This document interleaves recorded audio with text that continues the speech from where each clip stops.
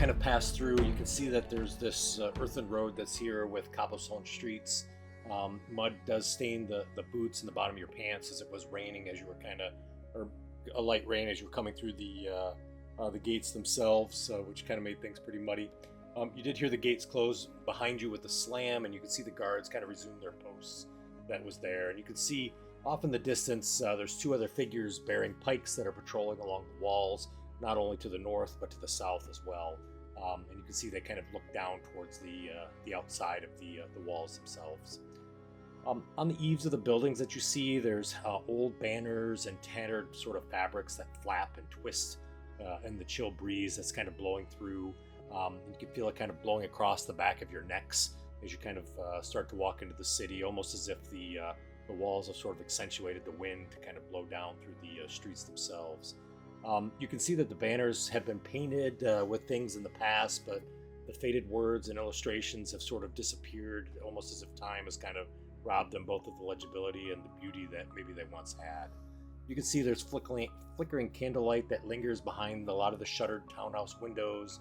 You can see there's shadows behind the closed curtains in a lot of the buildings as well, and you can see that the alleyways have these long shadows that kind of lurk that you can see kind of in between the buildings. The streets are pretty much empty from here that you can see. However, off into the distance as you look at the map, you can see where there's sort of a crossroad that goes to the north.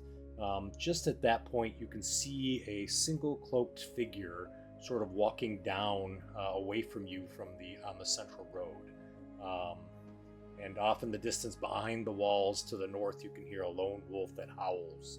And you feel a cold gust of wind that kind of cuts through as you can see that the light quickly disappears and as night starts to occur.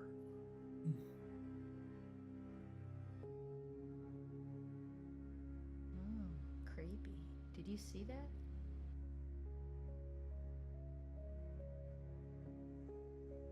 Let me keep walking. Anybody can move the token if you want to continue to indicate where you're generally walking. Feel free if somebody wants to grab it and move it, that's fine. Should be able to. Perfect. So you said that we saw someone down, and the only person we saw was down this direction, right? Yeah, by the so crossroads. Actually it was kind of in this area where the pink is. She was walking this way. So as you guys continue to walk, you see that she walks towards this direction and then turns to the right and heads that way. And she's the only person you see on the street as you're continuing. Yeah. Do I happen to recognize her gait as the Vistani that was watching us in the camp that we just left? Good question. So from this distance, we'll probably have to do an investigation or a perception. Which would you prefer? I don't care. Doesn't matter. Either one.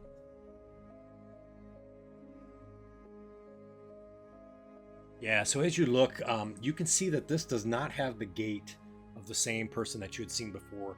This person seems to walk as if they've lived a lot of years. She seems older, not necessarily elderly, but definitely someone who is probably in their mid-years. Does appear to be a human, and you can tell by the shape of the shoulders that this is not a male but a female that's underneath this cloak as they continue to make their way down the street.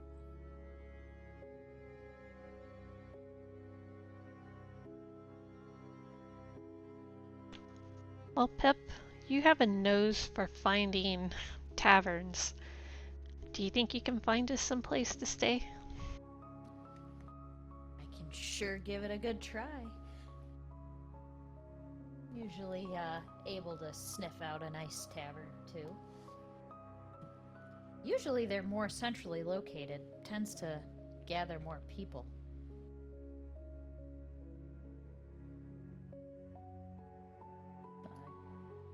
Maybe just like move us about right there.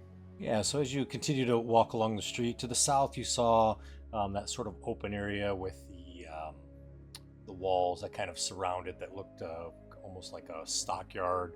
Appeared to be like a market or a place where people could store their horses and wagons to the south. As you come around here, you see there's a a building that has almost a crossway that goes across, and you can see some banners that are there. That kind of go across that crossway as well. Again, you see that most of these are sort of buildings and houses that are boarded up. You do see this lady; she continues to walk down the street, and you know, just in your speed, have sort of caught up to her, and you can see she continues to walk down the path. As you look to the north, or to the northwest, you don't see necessarily any buildings that look like an inn. The same is said to the southwest as well. However, it does look like it opens up into what looks like a town square or an open area kind of in the center there. That seems like it might have a tavern or two. Why don't we go that way? And I kind of steer us the same way that woman walked. Okay. So as you continue down the path, you do see that it continues to travel towards the what definitely looks like a town square or the center. And as you do get there, you can see as you continue to follow that the rain, which had recently fallen, has caused the stones to kind of glisten, and the lanterns that are lit, which are sporadic, but they're here nonetheless, sort of light the streets, cobblestones. Again, you don't see really anyone outside necessarily, and you see that the lady has sort of stopped at what looks like a sort of a crumbling sort of shrine or statue that is not actually in the center, but in between two of these buildings over here, almost in an alley. And you can see she's sort of hunched over as she's there, and she's got this sort of patched blue cloak that's there, and she's just kind of kneeling down as she's sort of standing, leaning over this statue. As you come into the center square here, you do see that there's various buildings surrounding the area here. They all seem to be boarded up at this point, or closed, not boarded up, but closed. The doors are closed, and the shutters have been all pulled. You don't see anything that looks like an inn necessarily in this location. Okay, nothing looks like a tavern either, Nope. because they probably still. Okay. Huh, I was hoping this place, nice big opening here, would have some sort of form of drinking hole. You could tell that there's like little shops and stuff here, but nothing that that looks like that. And you do see as you're kind of here that the town square does have kind of a sign that's sort of been plastered up on the one of the posts, and it says, "Come one, come all, the greatest celebration of the year, Wolfhead's Jamboree, attendance and children required, pikes will be provided, all will be well," in all caps, the Baron. All will be well. Oops, wrong one. Sorry.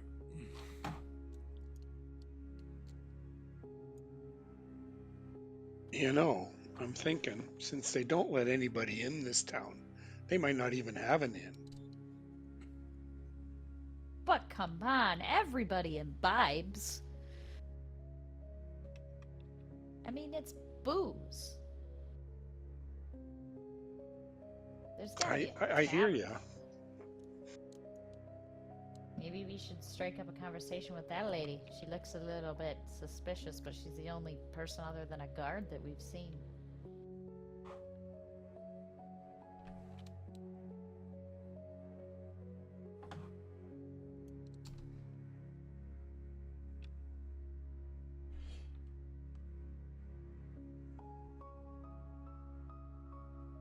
I guess I'll approach the lady in the hooded. Okay. In the hood, and excuse me, ma'am. So as you walk up to her, you see that she is leaning over and has what looks like a bundle of sort of dried wildflowers that she's sort of pressing against the statue base, and the base of the statue is covered sort of in black mold, as what looks like a sort of a human male sort of statue that's all faded, and the rocks have sort of crumbled away. Looks sort of almost as if he was sort of a regal sort of statue of sorts, and you can see some of the stone is kind of cracked as well, and you can hear her sort of murmuring something. And as you say that, she doesn't really look up at first, and she continues to sort of murmur what sounds like maybe a ritual or some sort of rhyme of things. And then she sort of turns, and as she does, her hair is all tangled, and you can see there's actually like some twigs and lint that are sort of in her hair. And you see her hands start to shake, and she starts to turn, and she looks at you. And as she does, you see about a 35 to 40-year-old female that looks up to you. Sorry to disturb you, ma'am, but... And I kind of look at my sister and brothers. We're looking for a place to stay?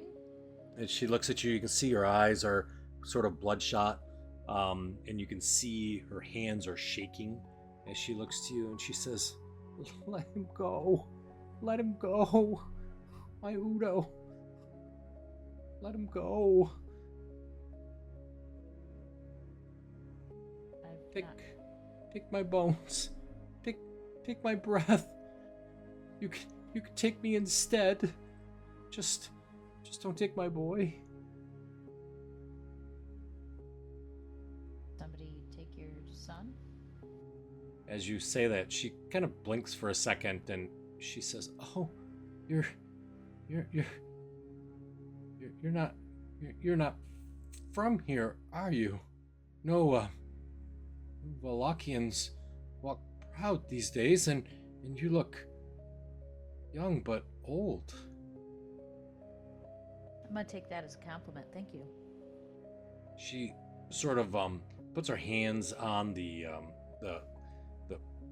cobblestone there, and then she kind of lifts, and as she does, you can see she pushes with great sort of effort, and kind of puts one hand on her leg as she gets it up, and kind of puts both on the knee and tries to lift herself up as she does with a lot of effort. And as she does, you can see she kind of picks up what looks like a knotted walking stick that's sort of carved to look like sort of a wolf chasing its own tail at the top, and she sort of lifts it up, and she looks to you and she says, "Even the devil walks more freely than us Vallakians here." She looks to you. What is your name, child? Grapip? Grapip. She looks around the rest of the group. What's the rest of the group doing while Grapip's talking to the lady in the sort of alley? I'm sitting over here on the other side of the road, yawning. This has been a long day. It has, right? Yeah. So What kind of shops are around? Are any of them open? Yeah, so none of the shops are open. They're all closed up. You see that a lot of them are shops that appear to be sort of like foodstuffs. You can see there's some flower shops. They have some general merchant shops that are sort of here, but they're all closed. I'd be keeping an eye out for Blanksies as well. For Blinksies? Yeah, fair. Yep. Not here, but yep. Good call. And she looks and she says, "What can I help you with, my child?" I'm so sorry. I didn't get your name. My name's Wilhelmina. Wilhelmina. Why is that name familiar to me? Wilhelmina Rakovla. Who took your son?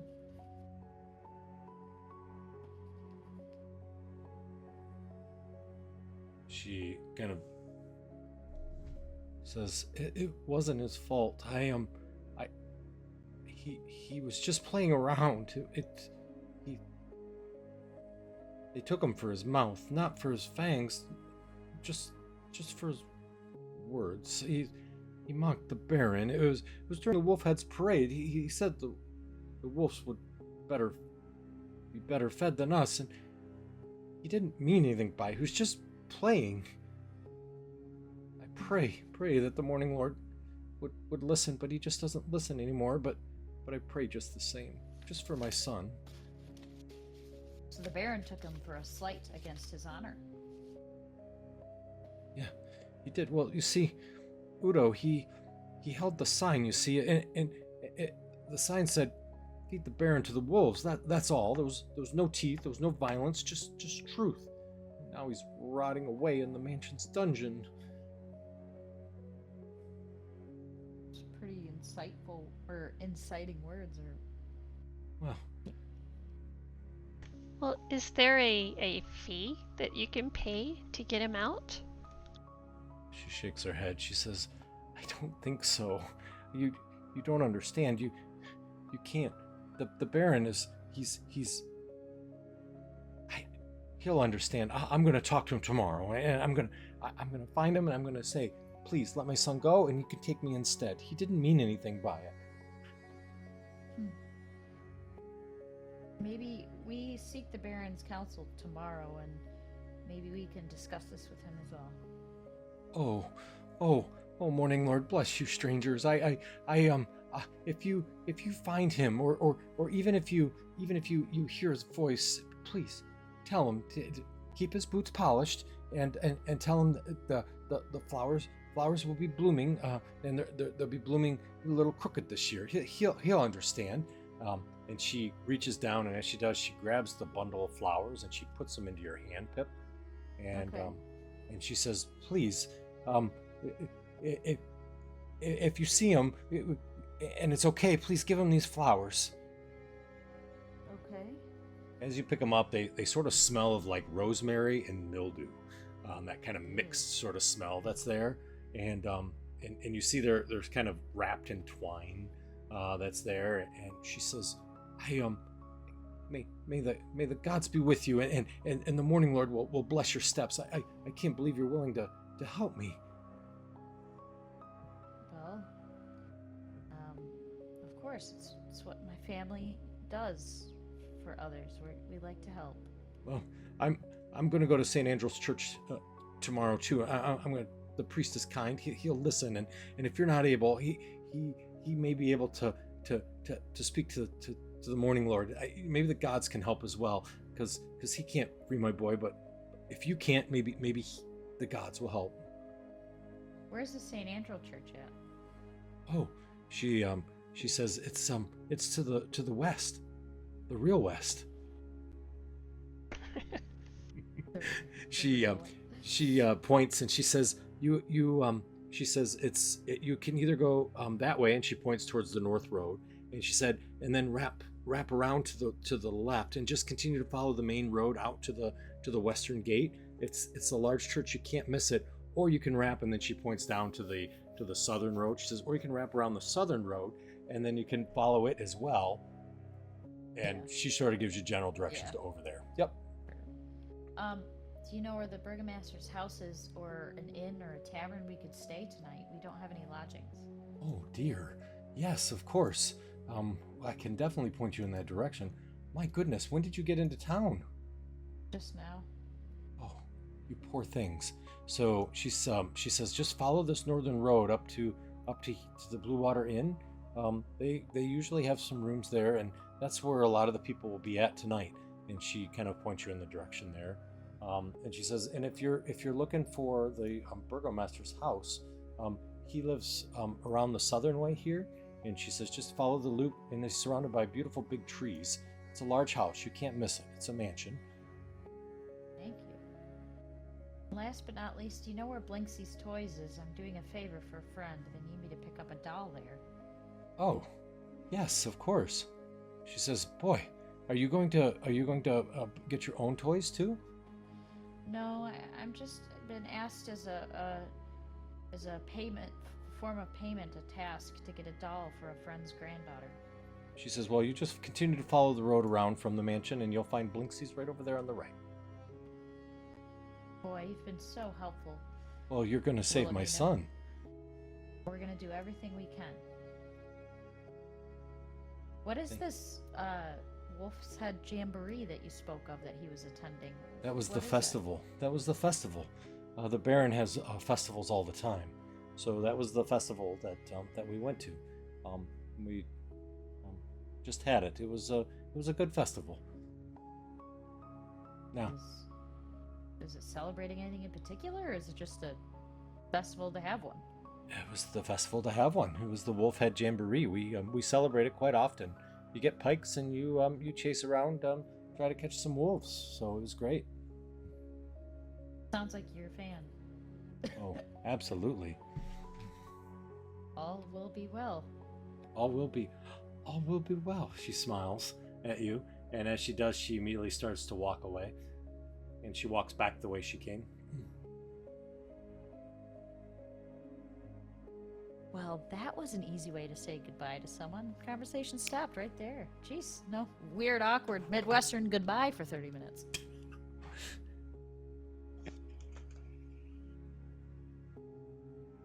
You guys want to find a place to sleep first? I think that's a good idea.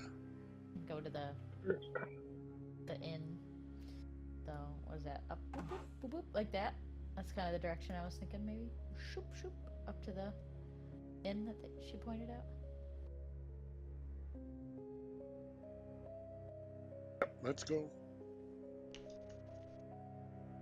Was it this building or that building? I can't remember. I think it was, maybe it was up the first one. If we have to, we can check them both out. Let's. Okay. We're gonna walk up this way? Yeah, you guys continue up the street. Yeah. So we get to this intersection here. We're looking for the inn that she described. All right. So as you guys start to make your way up towards the street, hang on one second.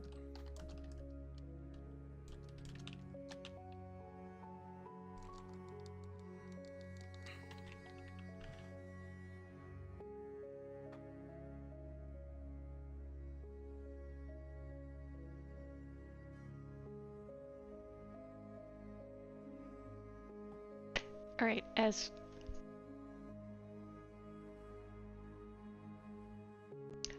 as we get close, I'll move over to Rip. Okay. So you're there. So Oh, that's where we're at? Okay. Yeah, so it would have been just, so he would have been at the, you would have seen it at the north end of the square. So you would have walked by, is that what you were talking about? Yeah. Yep. I'll point him out to Rip. Okay. So Rip, as you're walking, go ahead, Lovey. Sorry, go ahead. So, Rip, see that guy over there? He's standing near that shop. It says I can't really see, my eyes are getting old here, but I think it says antiques. He was like staring us down, and when I looked at him, he kind of turned away, kind of shady like. Okay. I'll see if I can track him down. I might dip out in the shadows. Oh, okay, gotcha. All right, stealth. All right, so you guys see Rip sort of dips into one of the shadows of the alleyways there, and what's the rest of the party do as he dips in? Oh, I'll stop and start coughing like I'm having a coughing fit to kind of distract from what he's doing. Nice, I like it. All right, I'm gonna try and sneak up on him. All right, gotcha. All right, so you cough, cough, cough. All right. Willoughby, calm down on that herb.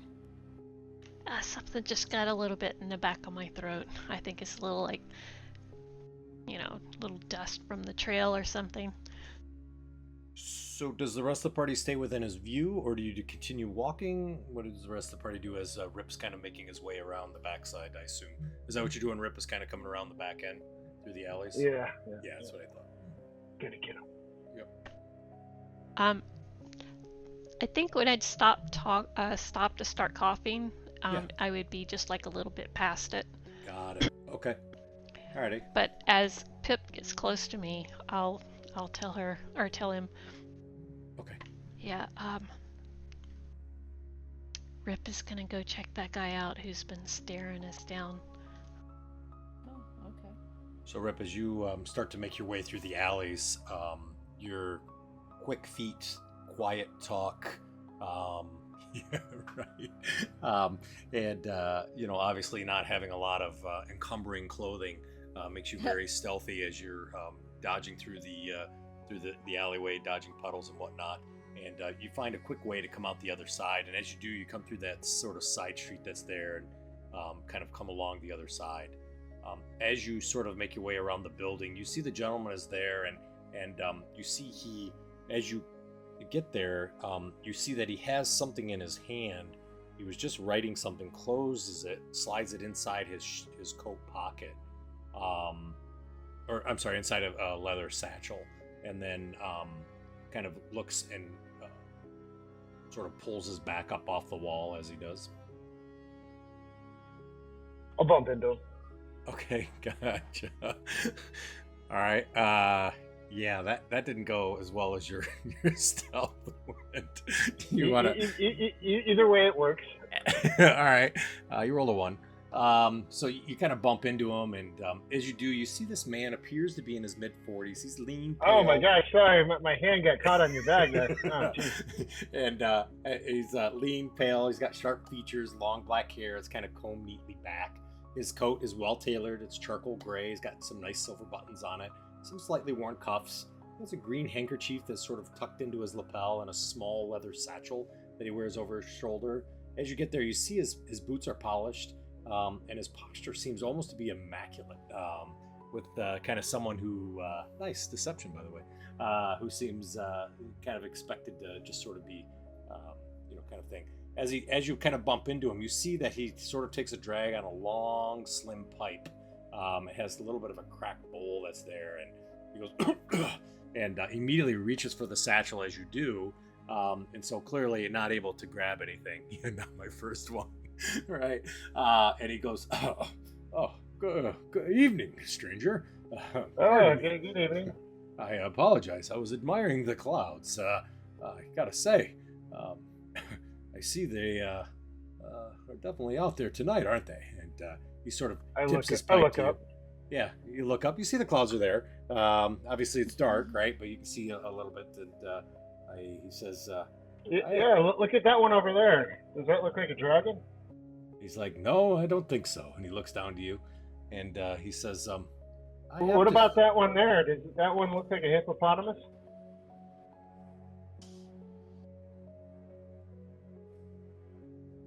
As he does, so you're rolling a stealth? No, wrong guy. Oh, just checking. Oh, look at that one there. It looks like a dog. All right, gotcha. So as you do, you reach your hand inside his pouch and you pull out what it feels like a letter.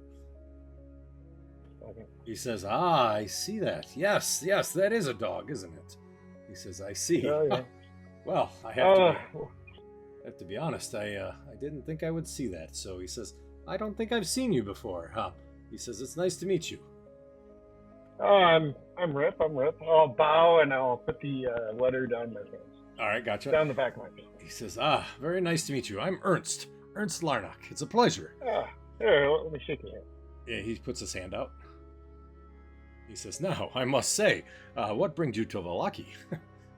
Oh, well, we just stopped in. We're thinking about hitting them in. Here, come meet my friends. Sure, I would love to. I'll wave them over.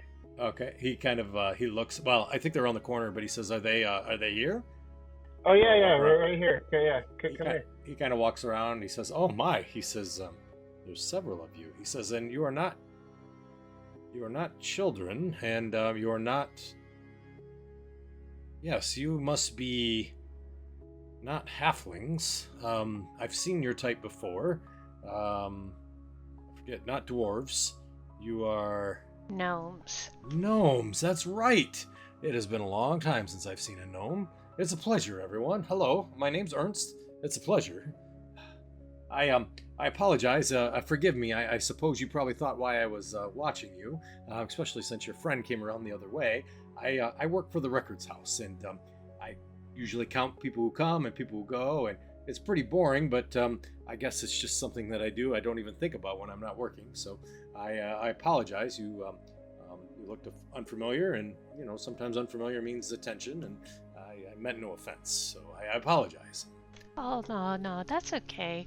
I imagine you have to keep a close watch on strangers in times like this.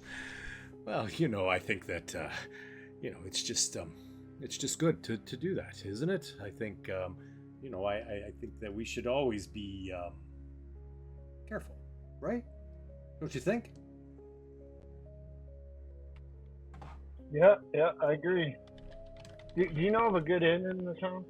I do. I would highly recommend the Blue Water Inn. The Martikovs are wonderful, wonderful hosts, and if you can, I would definitely get some of the wine. Oh, chef's kiss. Excellent. Ernst, you say?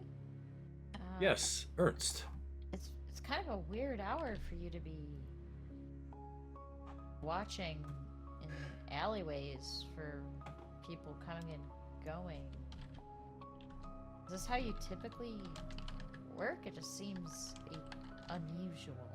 Well, I mean, I like to watch the clouds, and especially at this time of night, if you can sometimes just get those lanterns that sort of glance off them, you can get a really, really nice view. And I have to be honest, during the day, I count as people come and go, and it's just something that happens while I'm working, and I don't even think about it when I see people walk by. So I apologize. I meant no ill will. I just look skeptical. So you work at the records house? I do. Yes. Oh. That's boring work, that's but very nice. somebody has to do it, Who's the boss around here now for that? It's Baron. been a while. The Baron is. The Baroness. Yeah, That's right. That's right. Yeah, the Baron doesn't like to guess how many people are in the town, so he prefers to have accurate records. So I do keep good records. Obviously at night the guards don't let anybody in, but during the day I do keep track. I don't think I saw you come in, so you didn't come in through the west gate, I assume. No, we came in the east gate. Ah. We came in like we were one of the last, last few Gotcha. who came in. Gotcha. Did you meet Latimer? I look over to grab up. Did we meet Latimer? Sounds familiar. Oh, there were so many people that we spoke with. The guards were probably met- so helpful and nice. They are, aren't they? Probably Latimer. Latimer's the from the records house as well. He usually counts the east gate. I have the west gate. The guy I'm who sure you took all our money. Yeah. No, that would be the guards. We don't take money. We just count. So yeah. But yeah, I don't want to tie you guys up. You look exhausted. You must have traveled a long ways, I assume. I mean, if you came from the east gate, must have come from Barovia. I guess I don't really know. Besides pleasant conversation. From the mists, I see then. You are new to the area. Well, welcome. You are not the first to come through the mists. No. Many have come through the mists. We see people come through the mists often. So, and then all of a sudden he stops and he looks and he says, but you don't come from the mists, do you? As he looks over to Ireena. And she says, yes, I came from the mists as well. You see him kind of takes a long draw out of the pipe. You see the kind of the embers in the top of the pipe turn real bright red as it sort of lights up his face as he does. You see puffs of smoke come out. I'm not so sure about that. She says, nope, I'm with them. Then I'm not a gnome, but I came through the mists. That is true. She is with us. You see her shift sort of uncomfortably in her her boots that she has there as she's sort of standing there. He says, I see. Right, Mr. Ernst? Yes. Where did you Yes. say the inn is? And he says, he turns and he points to the north. He says, just up the road here. You'll come to the junction of the main road. It's right off to the left. I highly recommend it. I probably should get home. I'm really exhausted. I was heading that way anyways and thought I'd take a stop, take a look at those clouds. So I hope you all have a wonderful night, and it was a pleasure to meet you all. And I'll let Latimer know that I saw you all.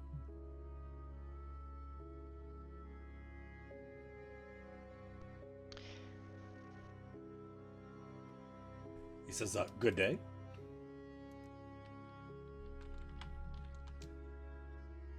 He tips his head just a bit, kind of gives a little short, stout bow, and starts to walk away as he takes another draw out of the pipe. As you can see, the red kind of glows as he walks away. Sort of very straight posture as he walks. Which, does he go the opposite direction of us? He does. Yep. Yeah, he heads the way you guys came. I don't trust that guy. He seemed a little shifty to me. Me too. Rip, did you find anything?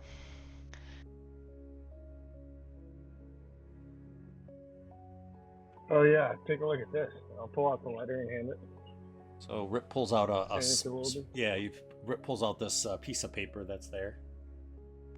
I just motion it towards Fozzie because I saw where it came from.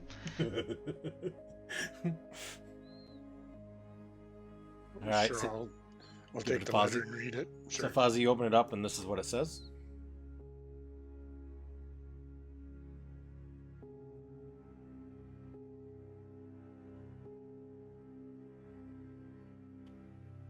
That's kind of cryptic. Oh. The birds have landed, watching, no contact yet. Huh.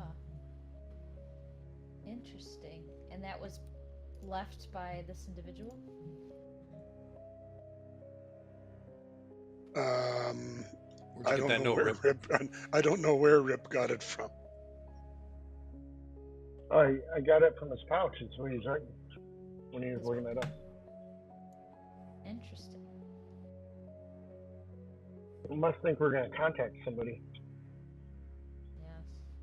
Well, he wrote down that he had not contacted them yet, but he was waiting for us. I Is that agree. he didn't contact us, or that we haven't contacted anybody? Well, we did, though. You did. He had not made contact with us yet. He was just Are we watching. the birds? I think we're the birds, yep.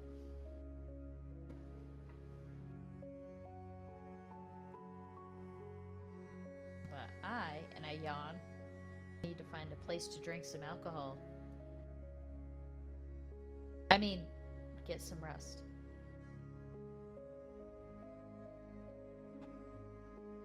Let's continue on. So, as you continue down the road, making your way towards the intersection that they discussed, you do see that, in fact, as they had pointed out, that there is a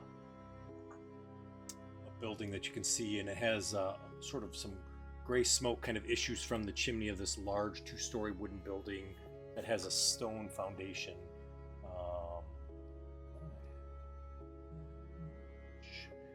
From the building, and you can see it sort of has a sagging sort of tile roof upon which you can see there's several ravens that are perched on it.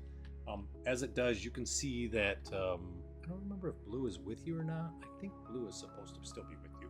So Blue is sort of sitting on your shoulder, we're going to say. And as you get here, you hear Blue sort of give sort of a reassuring sort of, and you can see him fly up to the top and sort of sits with the other ravens as he does up on the edge of the roof of this building. You do see that there is a painted sign that hangs above the main entrance, and it depicts a blue waterfall. Feeling good about this place.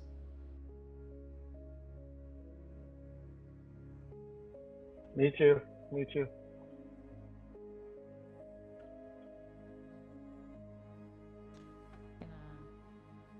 Take one look at my group. If nobody seems to object, I'll attempt to walk let's into the go. building.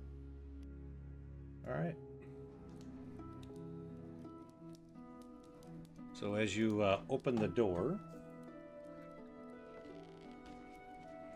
you open it up and you see that nearly a dozen Vallakians sit scattered throughout various tables, nursing mugs of wine and bowls of hearty stew. Along the staircase, you can see in the northwest corner a colorfully dressed man wearing sort of this feathered wide brim hat that's sort of gesturing wildly at the head of a long table, and he's holding the rapt attention of several patrons that are sitting there. You hear a wave of laughter that ripples through the group, following by a smattering of light applause at the time. What is that music? We don't need combat music. Hang on a second. I apologize. There we go. Let's fix that. And so as you enter in, I have good news. I have a map.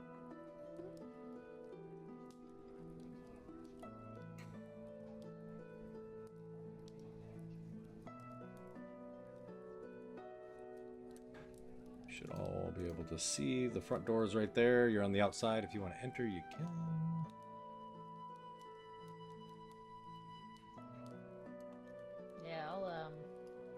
Oh, I'll unlock it. I'm sorry.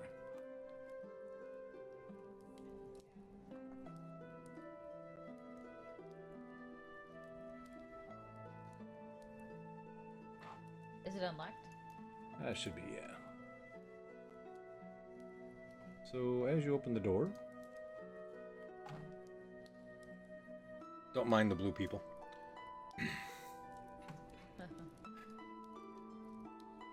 So when you first kind of walk in, you see there's a young lady that's here, and she kind of waves to you, and she's kind of waiting on some tables, and she says, "Hi, hi," and oh, her name is weird.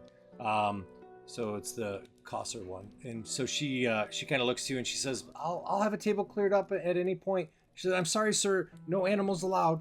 Sorry." She points to Fozzie. "Sorry, no animals. They have to wait outside. Sorry." And she looks to you, Lillaby, with your owl. "They have to be outside. No animals. Sorry." I'll send Luna up just to perch up with the birds. Okay. The ravens. Alrighty. Sounds good. How about for Bear? Fozzie? I don't take him out. Bear can come or go if he wants. Okay. She says, "I'm sorry, sir. The bear has to go. My name's Danica. You tell him. Okay, alrighty." She walks over, and as she does, she puts her hand gently on his ear and rubs the top of his head. And as she does, she whispers into the side of his ear.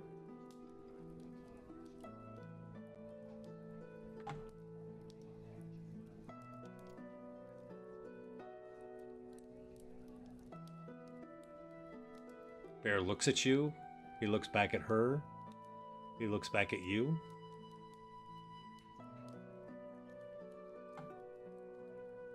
I'll say you can go if you want. You see that she points up to, she kind of yells over, and she says, Bray! Bray!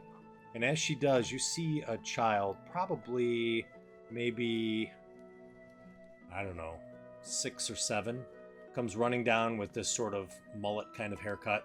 And she says, "Quick, run into the kitchen, grab some berries for him." And you see he quickly runs through the door, grabs some berries. I guess I didn't put the door in there. And comes back and has berries, and immediately kind of says, "Come on, Mr. Bear, come on." And he kind of runs around. He's like, "Let's go." Bear follows.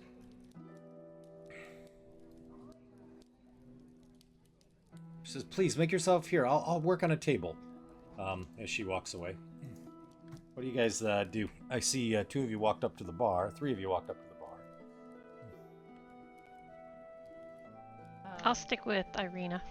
Okay. Ireena kind of stands here at the entrance. Pip? I start packing my pipe. Nice. Yeah, I think her name was Danica. Yep, Danica. Thank you, Danica. She says, "Oh yeah, no problem. I'll be right there." And you see she kind of goes away. And as she does, this nice gentleman here comes out, and you see that he's got a tray of fresh baked bread and hot stew, wolf steaks that he has.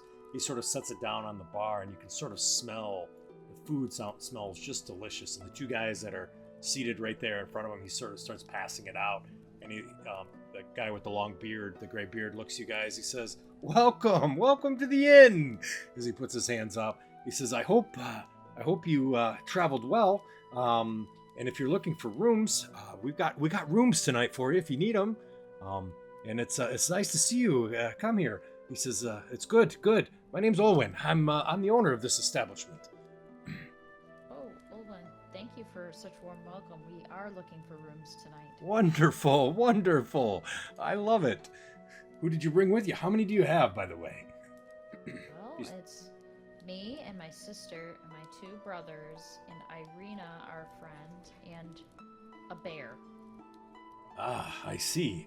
As he's kind of talking to you, see the other 2 guys. They start to eat the soup, and just then you see Dana comes back, and as she does, she says, "Erwin, are you trying to give rooms free again? I mean, come on. Erwin goes, no, I'm not giving away any rooms, I promise. And he says, why would I do that? She says, if you keep giving away rooms, you're going to bankrupt us. You already gave one room away. He's like, I know. She's like, if I didn't keep the books, we'd all be in trouble. He says, you're right. I know. He says, after all, why else did I marry you? He gives her a big hug and big a smile. And Danica kind of says, I guess this is the rare instance where common sense makes sense, doesn't it, Erwin? And she gives him a peck on the cheek. And she said, by the way, the two that are over at that southern table, she kind of points. She says, they're going to move over to the other side. And you see two people kind of move over to this table over here. She's like, that table's open for you all if you'd like. I think there's 5 or 6 of you. Thank you. That's very nice of you. Yeah. As you start to walk, Danica says, by the way, if you're looking, she says, if you're looking for a room, we have a couple that are available. She said, the beds are 5 silver piece a night. She's like, if you're looking for a cooked wolf steak, it's 5 silver as well. A pint of purple grape mash, number 3 wine, 3 copper. If you're looking for a pint of superior red dragon crush, that's a silver. We've got obviously hot beet soup and we've got fresh bread, but that's no additional charge if you get any food or you get a room. Oh, thank you. You're welcome. I don't know, guys. I think we need 2 rooms, probably at least. I think so. You see Bray comes in and he yells, Brom, come on outside. This bear's fun. Just then you see another kid comes running down the steps. And as he does, you can see he's a little bit younger yet. And he comes running down and he goes, woohoo! We got bears to play with! Danica says, be nice to the bear. And they go, yay! And they go running out the door. Oh boy. Fozzie Bear's not gonna have them for a snack, is he? No. Okay. All of a sudden you hear the half-elf Mel over on the side. He's kind of laughing, and you can hear everybody sort of clapping, and he's just kind of doing some flourish kind of moves that's over there, and he sort of does a big bow as he does, and kind of people laughing and whatnot. Erwin comes down and he says, what you guys want? What you want for some drinks, huh? You want some wine? You want some mash? What are you looking for? Well, we need a couple of rooms, and I think I'd take some of that steak and a pint. Nice. Good choice. Wolf steaks are excellent, by the way. Yeah, me too. I love it. Nice. Okay. Yeah. We'll get you set up. Sure. Same, but I'm a germaphobe, so it has to be in this tankard. Okay. No problem. Puts his hand out. Would you like me to clean it too? Nope, I like it. Okay. The way it All right. is. Okay. Gotcha. No worries. He takes the tankard. Very good. Puts his hand on Rip's shoulder. What you having, my friend? Something, clearly. I'll have a beer. I'll have an ale. All right. How about wine? That's all we got, my friend. We got the purple grape mash, and we got the red dragon crush. I'd recommend the grape mash is pretty good, to be honest. I'll take the red. All right, nice. All right, so he's like, okay, I got it. So little wolf steaks all around. We got some mash. We got a couple beds that we're looking for. Looks good. You see that the windows are clearly open. However, you can see that they can be barred at night. The shutters are open. The windows are closed. You can sort of see the candlelight sort of dancing around. The room itself has stairs that go up, and there's a balcony that goes across the top here, that goes like this, that you can see there's some rooms across the top as well.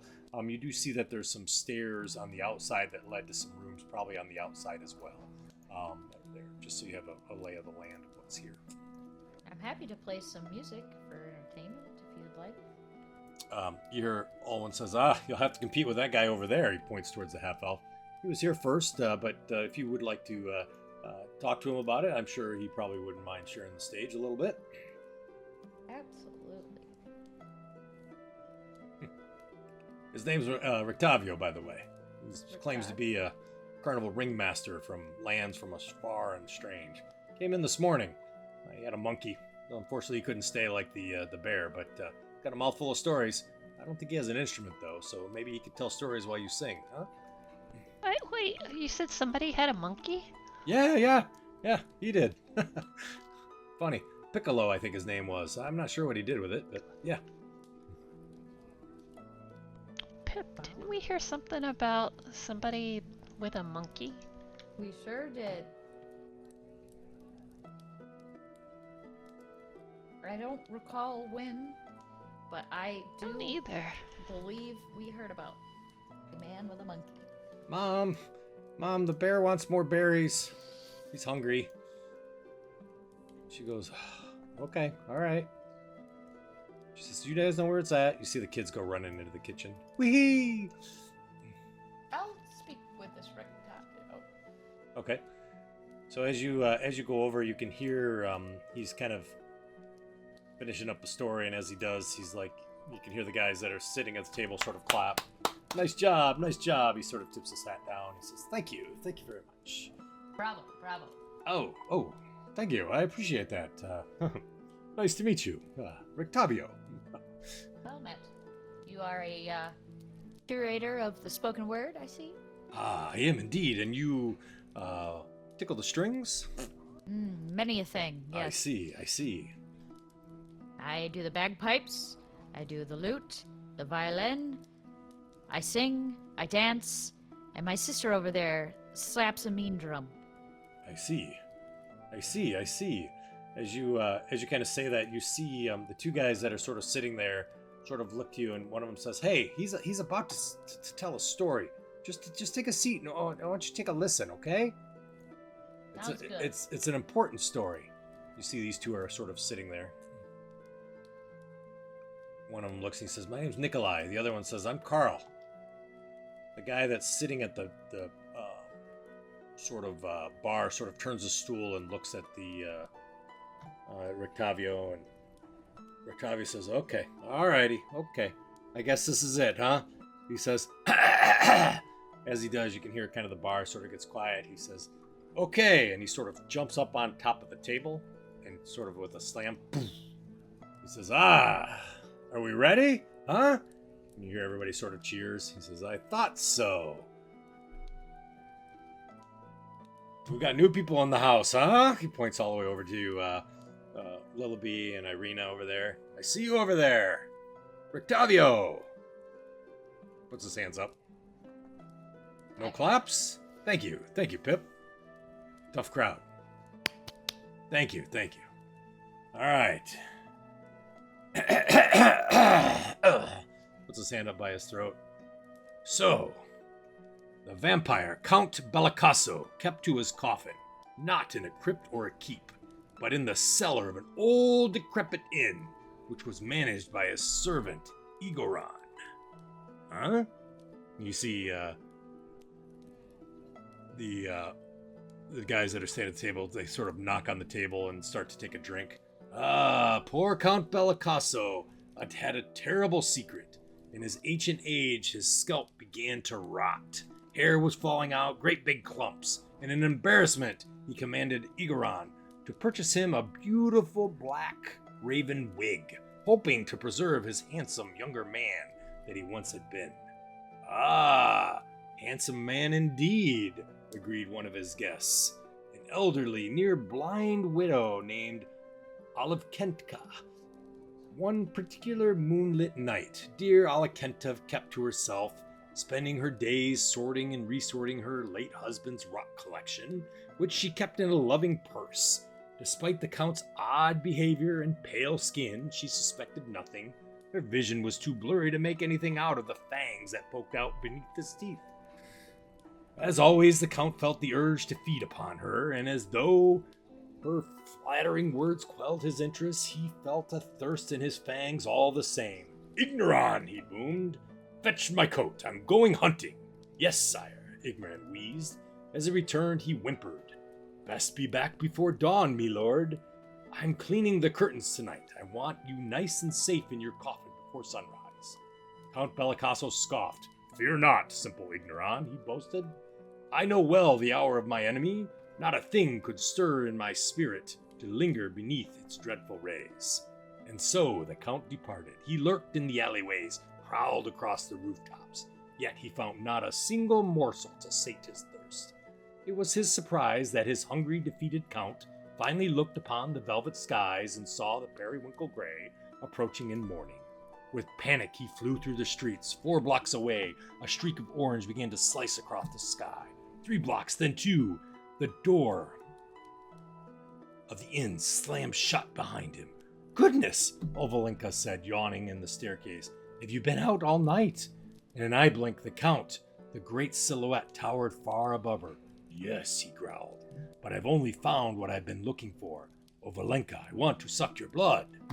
Ordinarily, one of Count Bellicasso's victims would scream or flee or faint, yet he made one terrible mistake.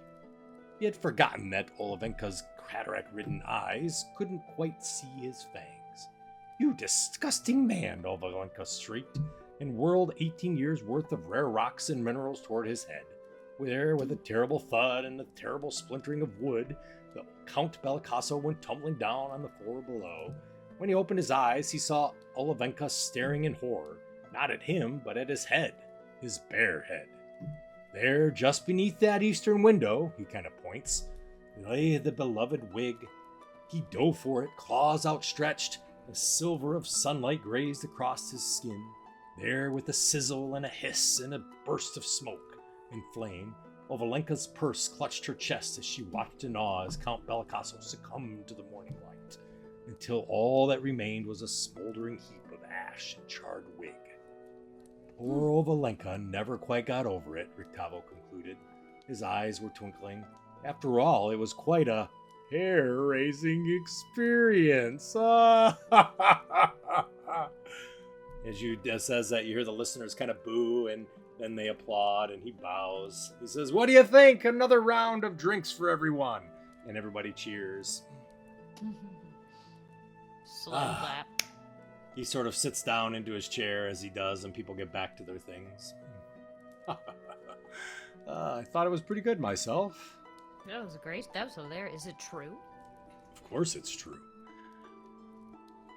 Why, are you scared of vampires? They're pretty scary. Yes, indeed. Do you... Boy, I'm tired. Yeah, it's been a long day. Do you know much about the Lord of these lands? You're talking about the Devil Strahd? Yes. I've heard about him, but I don't know much. I have to be honest, though, I'm feeling a bit tired. I apologize. It's been a long day. I know you've come in late. I think these generous innkeepers have allowed me to stay in exchange for some tales and good humor, but I think I have done enough of that tonight. I don't mean to be rude, Pip, but maybe we can talk in the morning. Would that be okay? I don't wish to keep you up late. I agree it's taxing to entertain now. I'll let you have your time. I appreciate that. Thank you. Pip, right? Yep. Thank you. And as he's talking, you can see Carl and Nikolai are there sort of drinking as he's kind of talking to you, and he sort of stands up and says, I must bid you all adieu. And as he does, you can see Nikolai says, Hey, you can't go yet. No. We've heard about one stupid count. We need to hear about the stupid baron. And he says it quite loud. He goes, as he says that, you hear the tap room sort of goes silent, and everybody sort of looks around kind of nervously at the time. And Well, he's tired, but I can play you a song for entertainment in the meantime. What would you like me to play? he says, a song about the dumb baron, of course. Takes a drink, and he sort of kind of bops against Carl. Why don't I play you a song I learned only when I came to these lands? As you say that, you see the guy at the far end of the bar turns and he says, "Best not, boy. You best not." He looks at him and Carl goes, "Cowards! The whole lot of you are. Not a funny bone in your bodies." Rictavio says, clears his throat. Alas, my friends. Not a day has gone. I do need to retire. Another day, perhaps, huh, Nikolai? And he says, please, feel free to have 2 drinks. And he kind of flourishes around and listen to Pip's songs. I think they're going to be great. As he does, you see he kind of moves his way up to the stairs. And as he makes his way, you can see that Bram and Bray have sort of made their way back over kind of above the stairs, and they have these little sort of bats on strings, these plastic cloth bats that they're sort of dipping above Nikolai and Carl's head as they do, trying to distract them or try to bump against their head, and they sort of swat it away as they're sitting there. Please, enjoy, as he kind of flourishes his way up the stairs and down the passageway as he goes. And you can hear the room starts to pick up another sort of bray, as everybody's talking. Nikolai, Carl, you don't seem to be fans of the Baron.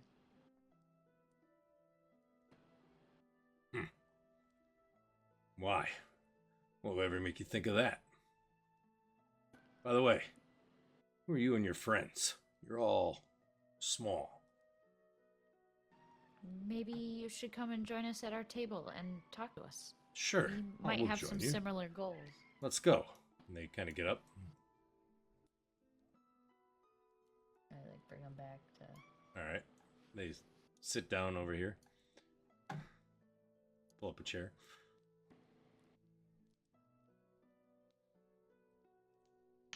I just look up from my meal. All right. Fellas? Yeah. This Hello? is Nikolai and Carl.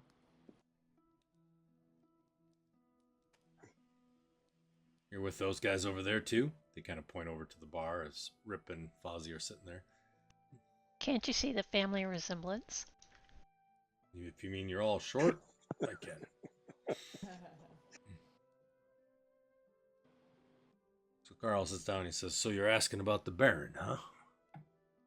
Yeah, it seems like this place is not being run quite very well. Tell you what, he's mad as a shaved squirrel, that's for sure. Nikolai says, yeah. Mother says he keeps clinging to the sandy like a cat that's on a drowned wagon, that's for sure. We say let him drown, right? Carl says, you bet, I think if you really wanted to help Vallaki, well, maybe somebody should knock his crown off. Maybe that's what you all should do, as they take a drink. Oh, we're not here to get in the middle of politics.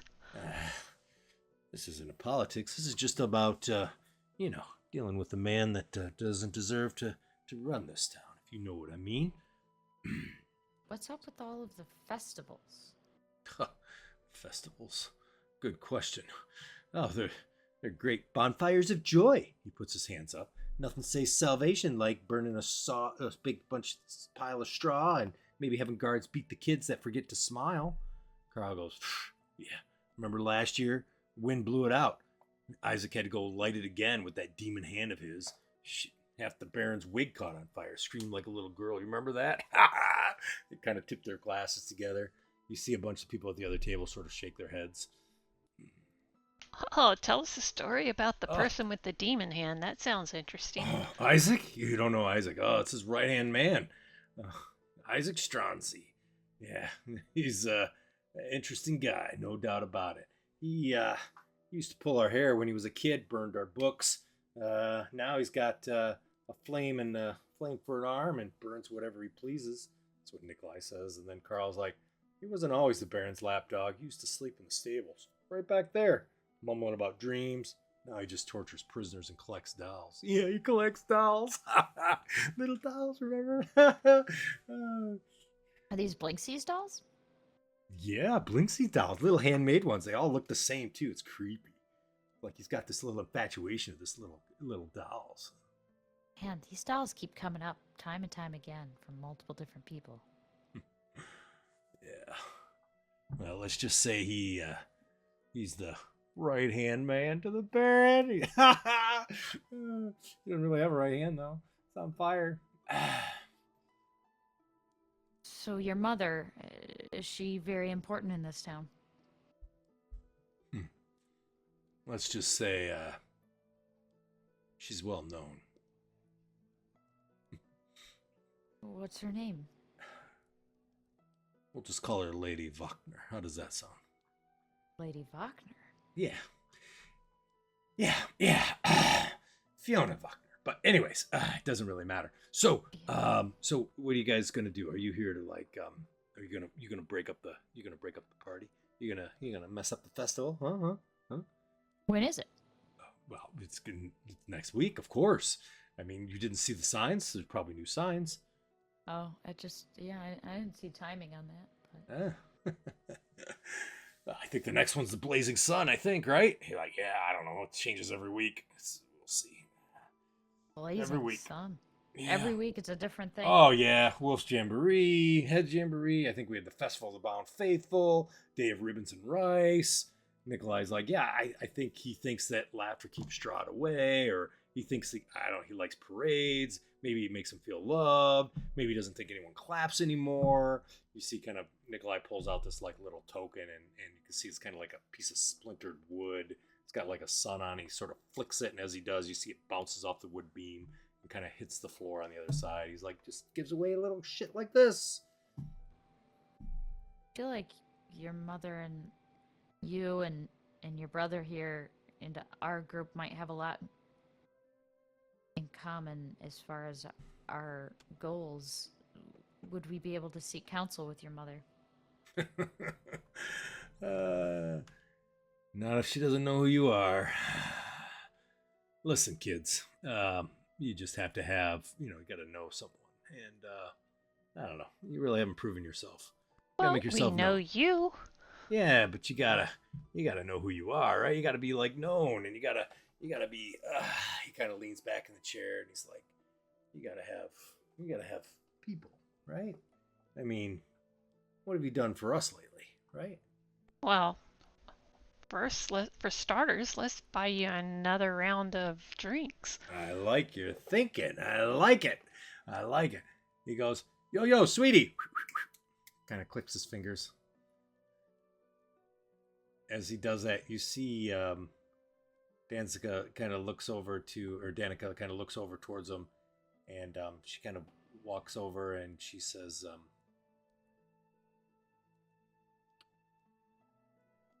Carl Faulkner, Nikolai Faulkner, haven't you already had too much to drink, boys? Nah, we haven't had it. Nonsense, we just begun. Bring us 2 more pints of wine to start. Keep them coming. Keep our friends drinking too. Danica replies. She says, can I start you then with some purple grape mash number 3?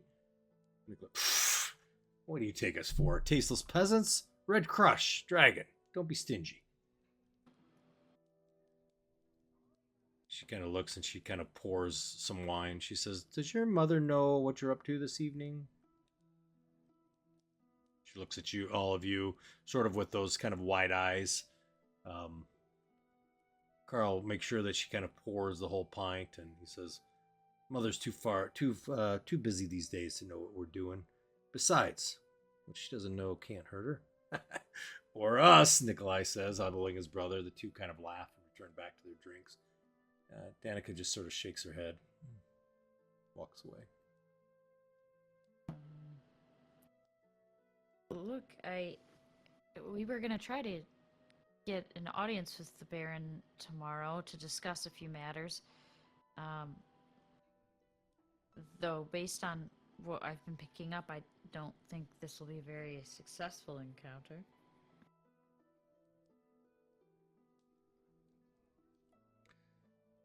Why do you say that? Seems like he might be a little bit unreasonable, or maybe unhinged? Maybe. You got nothing to worry about. You guys can take him. Anybody can take him. He'll be fine. He'll be fine. He throws back a drink. I'm gonna look at Willoughby. I don't know how much more we're gonna get from these guys today. I can just try to whisper it. Uh-huh. Yeah, yeah.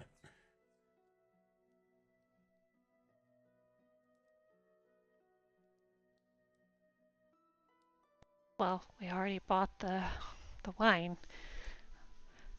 Oh, maybe get them a little more distracted. All right. What about you, Pip? You gonna play something? I'd be happy to. I'll take out my bagpipes Nice. and I'll play a little tune. Sounds good. Go ahead and give me a performance check. Anything in particular with the tune? Any singing, or just sort of an instrumental? I'm gonna play the tune that I learned in the house. Nice. I'm gonna play that. All right. Sounds good. I think I get advantage on the roll, but I don't know if it automatically gives me that. No, I didn't think it did. Yep, you can roll again.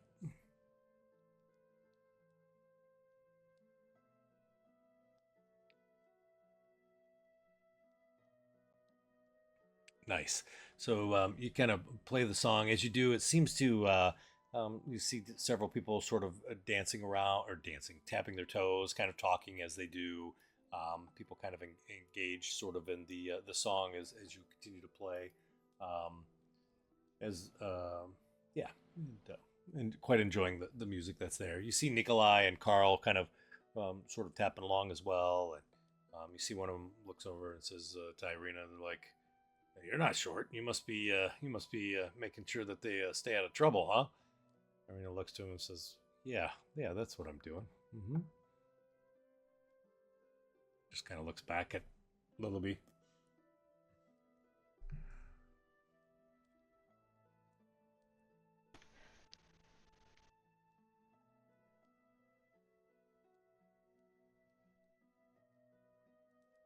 As time continues, you continue to kind of play the music and whatnot. Erwin and Danica kind of look at Fozzie and Rip as you guys are eating your food, and they said, "Are you guys are you looking for a couple rooms tonight, or are you guys all planning on bunking in one room? What's the plan?" Oh, I guess I didn't send that earlier. Sorry. Oh, I'm sorry. Did I miss it? Oh, I'm sorry. I didn't see that. Okay, gotcha. Thank No, you very I forgot to send it. It was much. just sitting there. No worries. I got it. Gotcha. Thank you. Let me see. So she indicates to you that she does have she has a room of 4 bunks in one room, and then she has 2 rooms with 2 beds each. A room with 2 beds in them each. So there's 3 rooms total, with 8 beds total. One room with 4 bunks and one room with 2 beds? Sorry, 1 room with 4 bunks and 2 rooms with 2 beds each. We probably don't need 2 rooms with 2 beds, so we'll just do one of the 4s and one of the 2s? Yep, that sounds good. Okay, perfect. We could just take the 4. I can sleep on the floor. I don't know if the ladies want to have their own lodgings. Oh, I'm fine sleeping in the same room with you all. We've been camping together for months. Or weeks. Days. I don't know how long have we been here. It feels like months, but it hasn't been that long. Yeah. It's been a couple days. Feels like months. Buddy. Okay, 1 room, 4 bunks then. All right, sounds good. So she says, "All right, that sounds great. I'm glad to hear that." And she said, "I assume stay in a few days, I assume?" At least 1 night, maybe more. Good. I'm not sure what we have planned. What are we doing? Are we going to talk about that later? Well, we gotta speak with the Baron tomorrow and pick up the doll and ask about the missing child that is held in custody, and see about getting the suffering people outside these walls some sanctuary. Oh, that's a lot. I'm going to go talk to Bear for a minute. As you do, Nikolai and Carl get up and they're like, "These people are boring. Let's go back to our table." And you see they walk over to the other side. I'm just going to explain to Bear that he has to stay outside. Okay, alrighty. As you see Bear, he's very comfortable. He's got a huge bowl of berries and stuff that's like sort of half eaten, sort of in like a bear coma or a berry coma. A sugar coma. Yeah, exactly. Yeah, we've got a lot to do, so we'll probably be at least one, if not multiple days. Okay, very good, very good. As you do, Erwin says, "I know it's both to the group." He says, "I know it's a bit busy here tonight.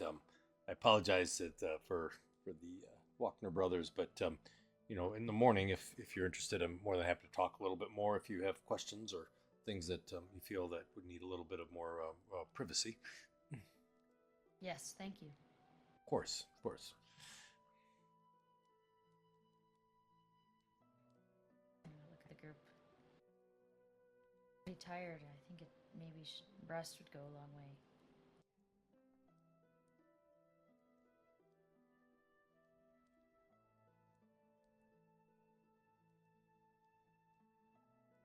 That's probably a good idea.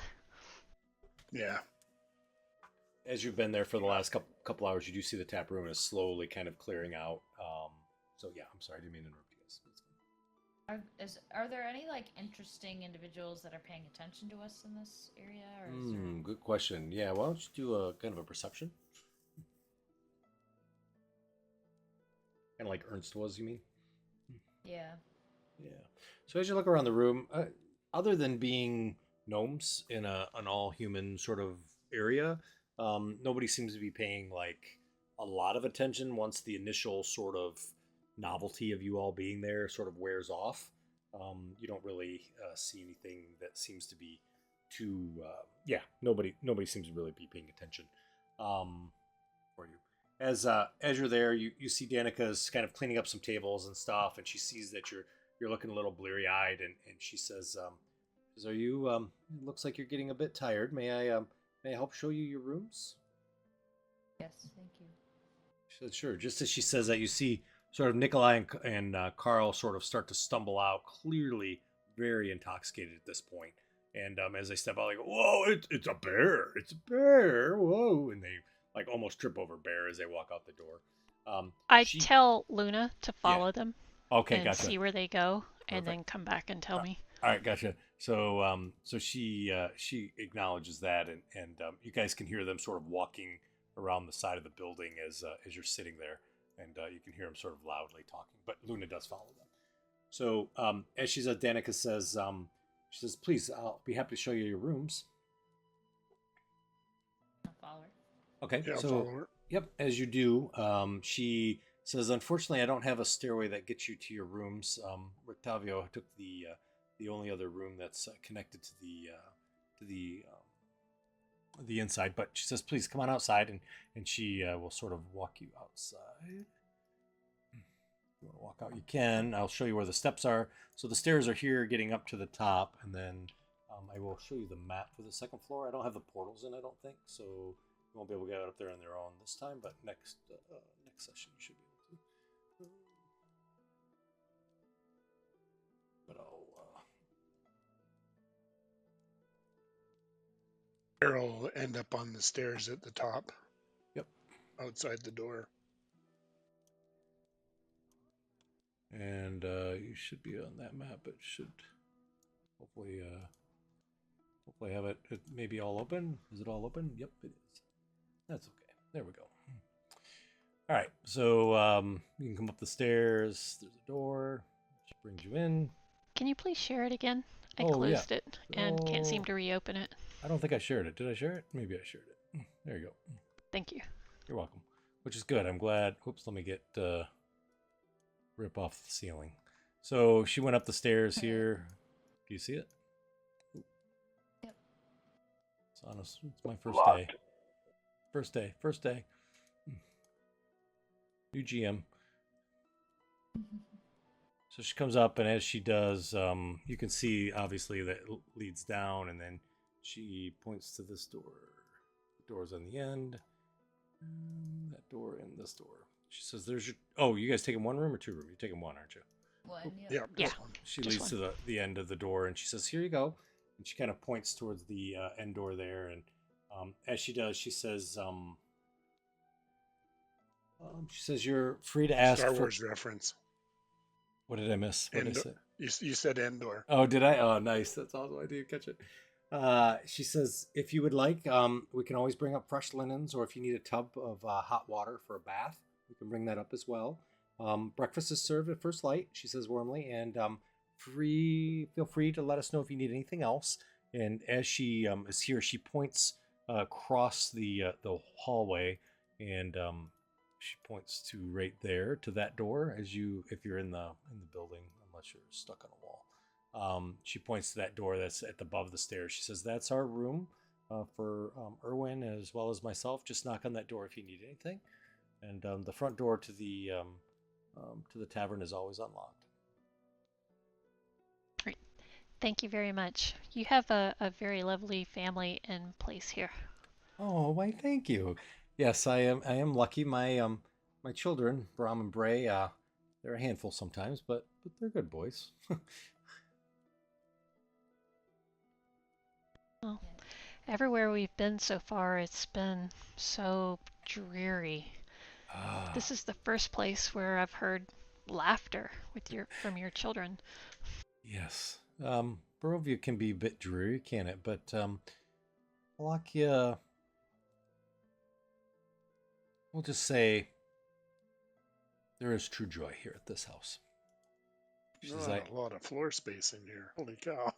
She said, "Nope, not a lot of floor space. If you change your mind and need another room, just let me know.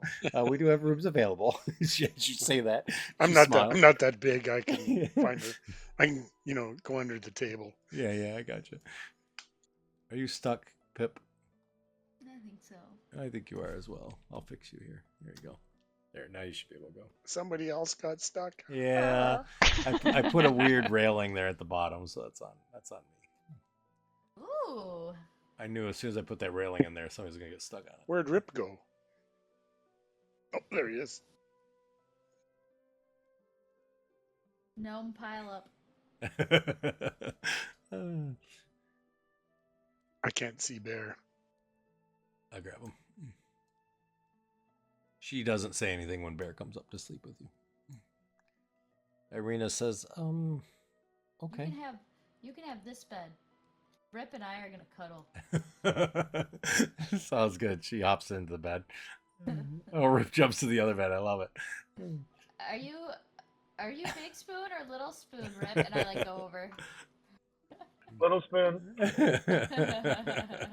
I love it. She says, and again, she says, "If you need anything, let me know." And she says, "Good night." Good night. And as she closes the outside door, she says, "You will be well protected here, I promise." Protected from what? Any of your fears. Fears. She closes the door. That was ominous. As she does that, you hear on the outside of the window, Lillaby, you see Luna sort of sitting on the windowsill there, looking at you. I'll open it up. Not that I need to have her Yep. with me, but That's okay. Yep. So as you open it up, you can see that she looks at you, and as she does, she turns her head and she looks to the right, and she communicates to you that they have passed out in the stable barn that's over to the right, just off just on the property here, that they're passed out on the straw that's in there. And you can see clearly where they're at in that room over there. You can see their boots hanging out from the opening of the shed. okay. So, Luna, did the ravens have anything intelligent to say when you were hanging out with them? She said they just kept talking about being safe, lots of food, and being safe and lots of food. And I'm happy to see each other. Typical Raven talk. Okay. She seemed pretty annoyed. All right. Long rest time? Yep. Lilby does her thing, spreads out as much as possible and on her back and starts snoring away. I love it. All right. I lay out my bedroll under the table and curl up. Perfect. I love it. There's like a totally open bed, but I'm still cuddling with Rip.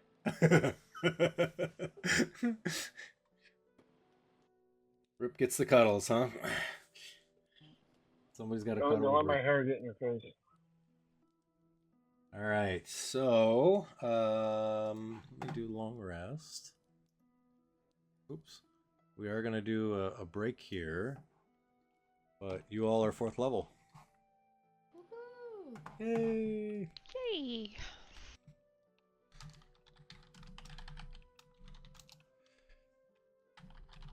I wake up and jump out the window. I got safe fall now. You got to go? No, I wake up and jump out the window. You jump out of the way? You got safe fall? Oh, nice, yeah. nice. I love it. But That's wait, cool. I was still your backpack. If you fall on me, then do you really take damage? Good question. Let me forget that I have Featherfall again. I actually didn't select that spell this time. That's funny. I just remembered not casting it when you guys needed it one time in the last campaign. That's right. Forgot about that. Because I'm a huge meanie. It happens.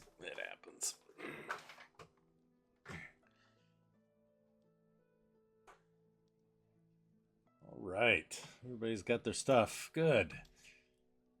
All right. Let's put this here. All right. So Bear's hit points should now be 55. Thank you. Is there anything else that changes with him? I don't think so. Okay. I don't know if he gets any improvements at level by going up a level. I was looking here. We'll see if my spell choice was wise. My DC is pretty low, so I feel like con saves are not probably the things I should be choosing, but I grabbed blindness, deafness. Nice. That'll work. It's a con save. So, like I said, we'll see.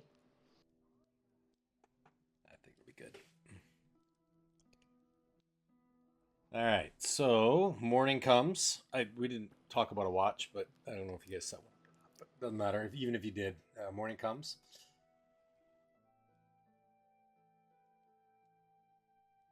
I'm all cuddled up on Rip, even though there's an open bed. I don't care. Cuddle session. It's like sleeping on a riverbed of rocks with these muscles. I'm like overheated. Oh my gosh, Rip, you're like a space heater.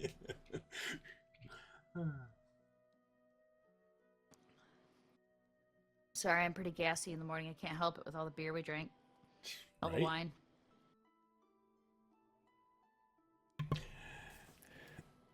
Ireena cracks open the window. Whew, it is smelly. Sorry. It's all right. It's a little different than camping under the stars in the fresh air, isn't it? Yes, it is.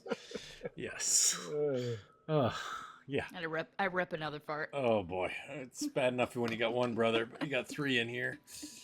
I try and capture it with the blanket. Oh my gosh! I do a puff the magic dragon towards Pitt's face. Oh my gosh! Blast me in the face with concentrated fart smell. B, please tell me. B. How did you make it this far? All you see is her sitting on her bed, with her pipe, like little smoke tendrils coming up. I don't know what you're talking about, Ireena. I now understand. As she sits down, I understand now. I'll cast Goodberry and give her one. Oh, thank you. She eats one. Thank you.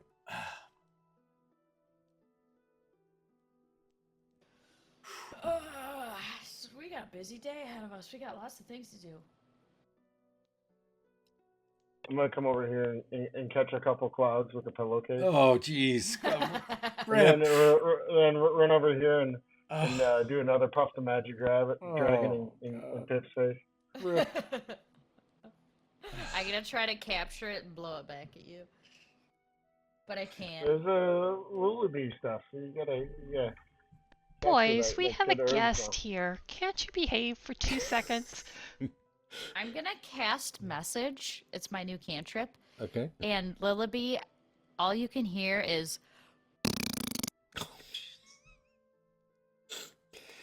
I thorn whipper him. Snap it over his head. That's so funny. Behave. Ireena crawls back into bed and pulls the covers over her head. Oh, that's the wrong thing to do, honey. I see the low-hanging fruit and I beeline.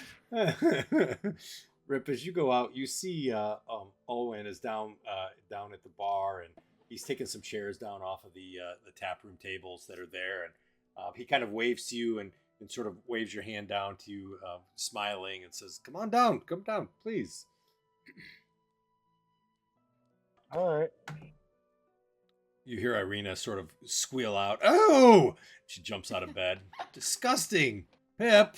I saw the low-hanging fruit, parked my butt, and left a toot. She goes, "Bear, that's gross." I don't know how you deal with it, Bear. All right, and so she she also goes out. Bear just grunts. Yeah.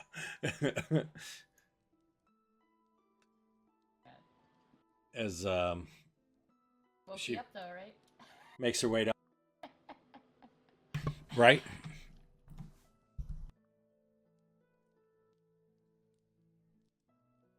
You guys all make your way down. I'll open up the new map here in just a second.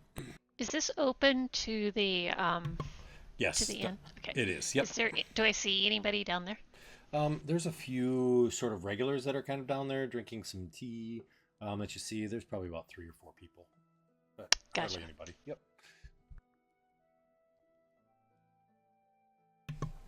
All right. So How far down is it? it's only 10 feet. Nah, I'm not gonna jump down. I was gonna say you're half the size, so yeah, it's twice as high for you, right? But I bet Rip would have. Oh yeah, right. I didn't think about that. Oh, what's that? Missed it.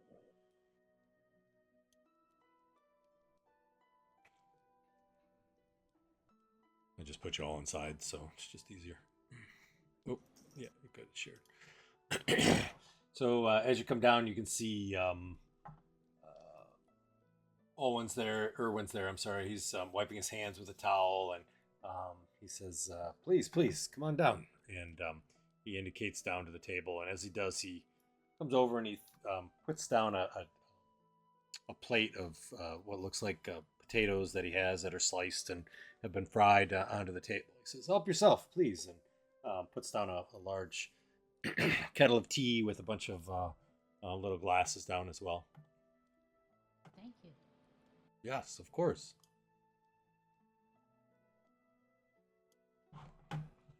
I was hoping to speak with you now that there's some less people here to overhear our conversation.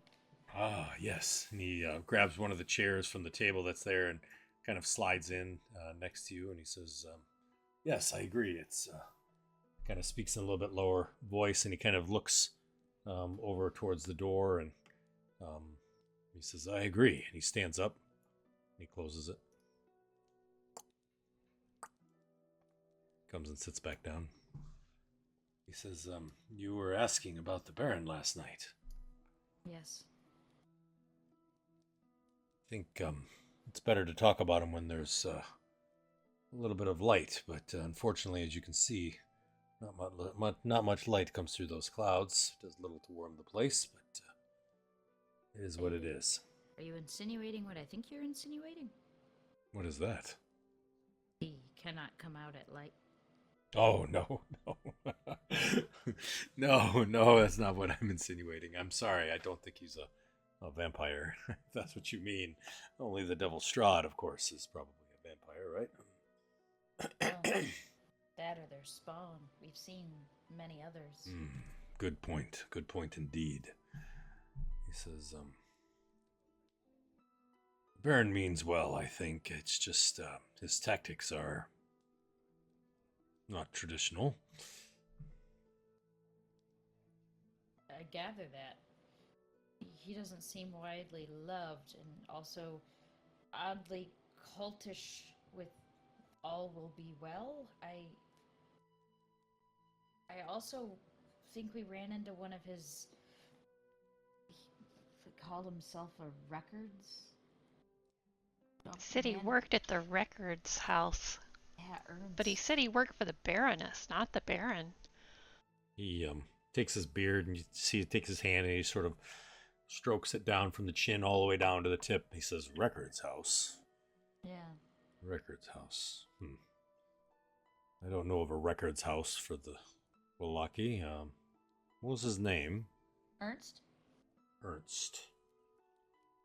I don't know that name, but I don't get out much from living here. I'll keep an eye out for him. Ernst, huh? Yeah, he seemed a little shifty. You never know outside these walls what's safe and what's not, if you know what I mean. Always should be cautious. Do you think that Fiona Wagner would help us, or do you think this person is dangerous? Talking about Fiona Wagner, huh? You met her 2 sons last night. They come to visit every once in a while. Yeah, I wasn't too impressed. Yeah, those boys are, what do you want to say, born with a spoon in their mouth. They seem to try to stir up trouble, even though they seem to be untouchable at times.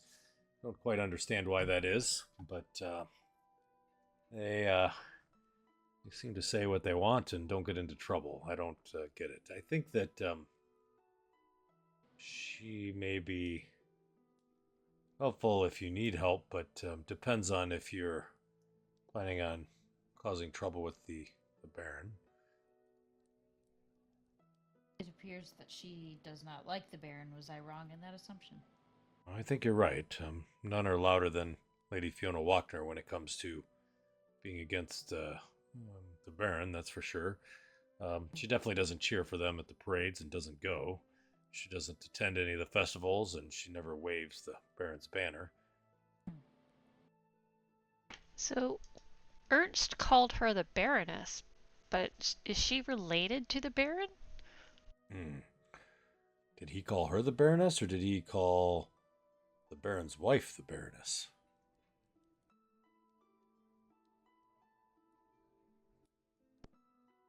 Not really sure. Well, I'll tell you. Fiona Wagner is not married to Vargas. I'll tell you that right now. Vallaki, he's not. It's, they are oil and water. They're not the same. Matter of fact, some would even say that Lady Wagner is loyal to Strahd. Others say that she's not loyal to anyone but herself. Either way, I think the Baron fears her. And so far, he hasn't done anything to dare her openly. He kind of lowers his voice a little bit. He says, she does have a daughter, though. Her name's Stella. Gotta be honest, no one's seen her in some time. The boys run around all the time, but the girl used to be seen in the square over by the bookstalls. But lately, the Lady Wagner's kept her cloistered in the Wachter house. Says she's unwell. Kind of straightens up and kind of looks. He says, could be truth, could be convenience. Noble houses are known to hide many things. Sickness, scandal, secrets. Sometimes all 3.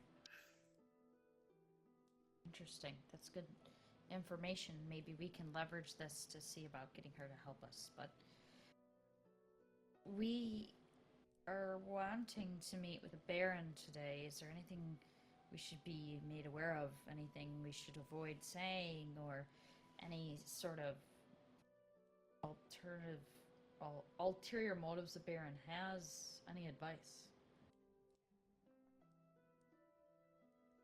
Well, couple things. I think if you're going to meet with the Baron, you're going to see Izek Strazni. It's the Baron's pet monster. Right hand. It's like something he pulled from a pit. All fire, bone, and ash. Everyone kind of sits back, and as he does, he sort of folds his arm across his chest.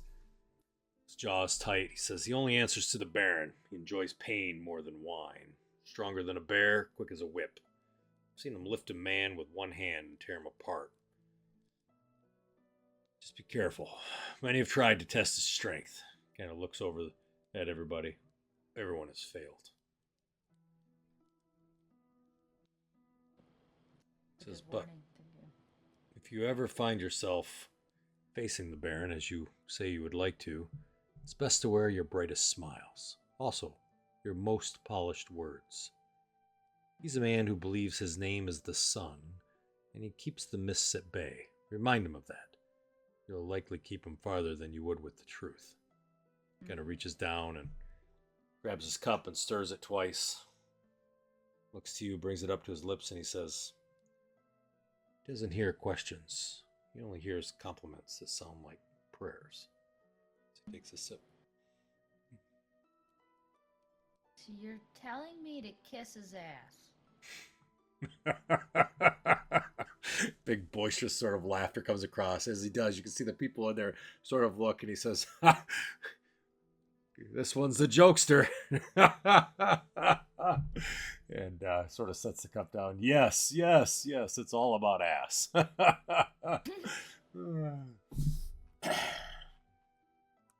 Picks the cup up and kind of winks at you and takes another drink. What else? Do you think there's a reason why he's barred the refugees from coming inside the city? They're in great need. I've heard from many of my sources that they are in great need out there. It's sad and tragic that they've been blocked from coming into the city. Unfortunately, I have no say or pull. I don't know why. It's tragic.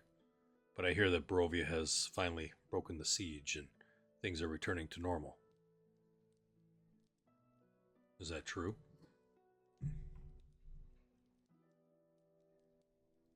Sort of, I guess. Some guy rode into town.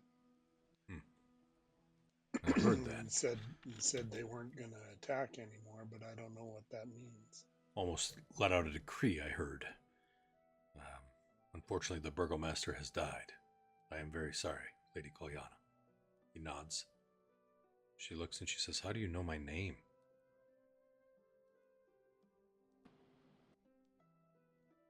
He says, word passes fast in Barovia.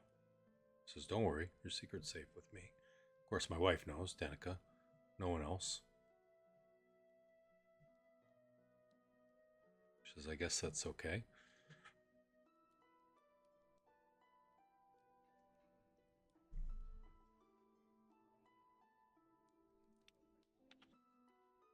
Do you think that the Baron would have any sort of sympathy for these people? Would Ireena's status help us or hinder us more than not? He shrugs. I don't know.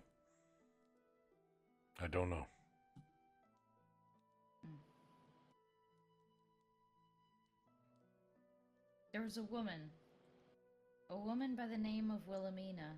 Do you recognize that name? Yes, her son is named Udo. I guess Udo is in custody for saying some pretty derogatory things about the Baron. She seeks his redemption. Do you think this is likely? Well, if it's under Isaac's command, probably not. I think he's probably lost, like many have from this town, unfortunately. What did he do? He wrote some nasty words about the Baron on a sign during the last festival. something about feeding the Baron to the wolves? Yeah. These festivals are all about fear. That's what the Baron's festivals are. Fear of Strahd, fear of descent, fear of being thrown into the stocks, fear of looking sad. This next festival coming up is his favorite, though, I'm letting you know. And what is that one? Is it the Festival morning? of Blazing Sun. Yes, sorry, the blazing sun. He burns a wicker sun in the square, claims it shines light into Barovia's darkest heart. He sort of snorts. Last year it rained for 3 days. He still made the guards light the damn pyre up. Goddamn child got burned doing it. He called it a blessing. Shakes his head. Just then you see Danica kind of comes from the back of the kitchen, and as she walks up, she says, "Are you talking about the last year's?" And she sits down. He says, "Yes, yes I am." She says, "Some believe that these festivals protect, most pretend they do. The Baron says the joy is a shield to keep Strahd away from us. But ask yourself, do you think laughter really would keep the devil away? Do you think that he could still dance through all these dreams that we have?" Erwin shakes his head. "The only thing these festivals protect us is the Baron's pride, and that won't hold very, very long, will it, against the devil?" Sure won't. I appreciate all this information. Yeah, Danica looks. She says, "Do you need any more food? More tea, perhaps?" Erwin says, "Of course. The best host of all." He smiles. "I'm sorry. I apologize, Danica. I'll get it." And he stands up. She says, "Are you sure?" He says, "Of course." He kisses her on the top of the head. "Of course I'll do that for you, my little songbird." And he kind of walks away. She smiles.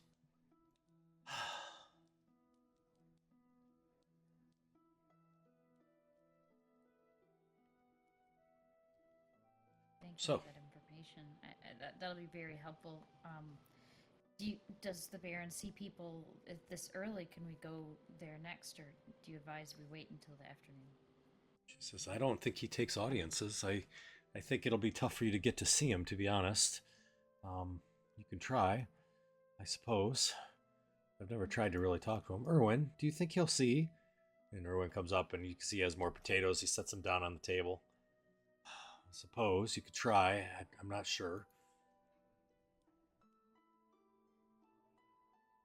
Where was the bard from last night? Rictavio? Mm-hmm. He's probably still sleeping. Odd one, that is. She's like, story? "You're the one who let him stay for free." She looks to Erwin. He's like, "I can't help it. He offered some song," and she's like, "You can't keep giving away rooms for free."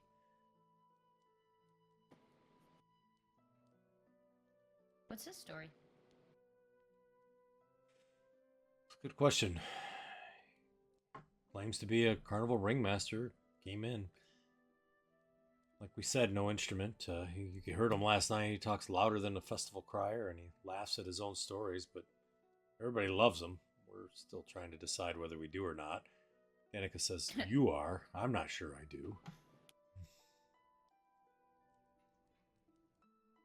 He talks a lot. Sounds like he's, especially in this environment, he might cause problems with his stories. Danica said, "That's what I told Erwin." Erwin says, "It's okay to tell stories, though, right?" Is it okay here? Since the Baron throws people in jail for, the barest slight? You see Danica throws her hands up and looks at Erwin. That's what I said. Listen. He's like, I suppose.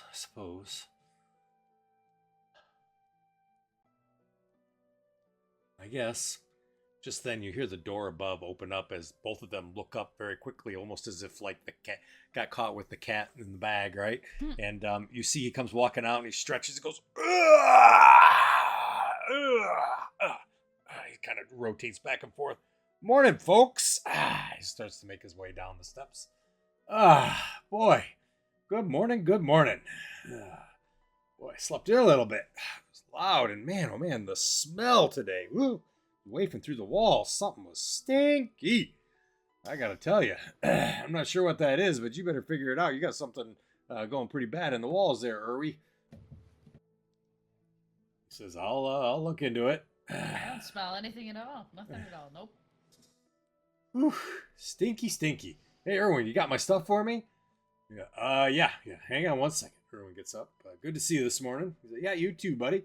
He gets up. Erwin kind of walks over to the bar. Rictavio comes down. He says, good morning, everybody. Good to see you all. Did you get some sleep last night? I hope. Yeah, slept well. Morning. Slept Good. Like a dream. It was good rest. Good. Good to know. Yeah. Man, bed's a little lumpy, I gotta be honest, but gets through the night, that's for sure. Pretty good for free. Not bad. I agree. You got free room too? No, I don't take advantage of friendly people. You Just for need- siblings. Just I'll have to keep that for mine. That's a pretty good one. I like that. That's good. I send a whisper to Lillaby, and it's just another fart. So, tell me your guys' story. He kind of sits up the chair. I love telling stories. Maybe I could bring it into my act, huh? So, how'd you all get here? You through the mists? What happened?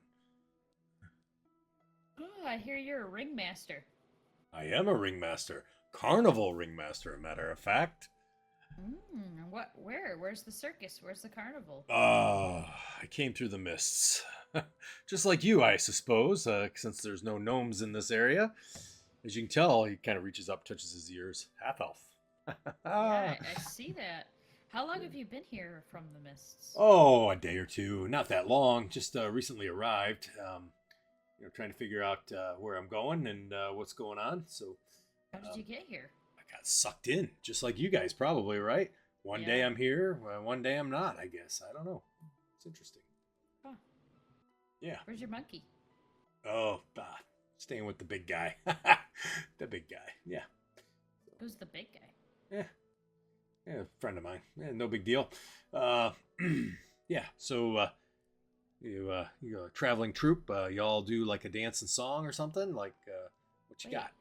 Is the bear? You've been in here a day or two, but you have a friend that you Oh yeah. trust enough with your monkey? Of course. I got friends everywhere. I'm a friendly guy.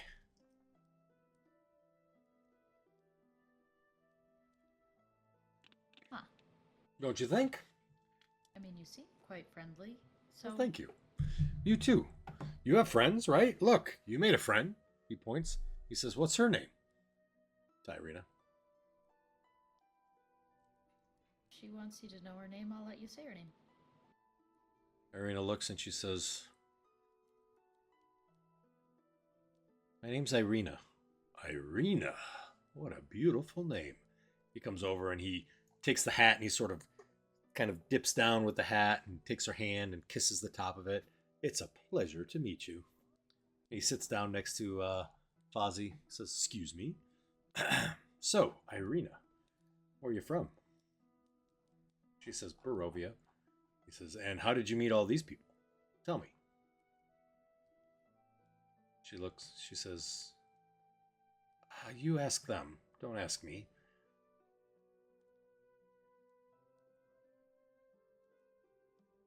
Well, he looks around the table. Please, guy with the muscles? Huh? Guy with the cloak? Young lady with the pipe? How about the redheaded?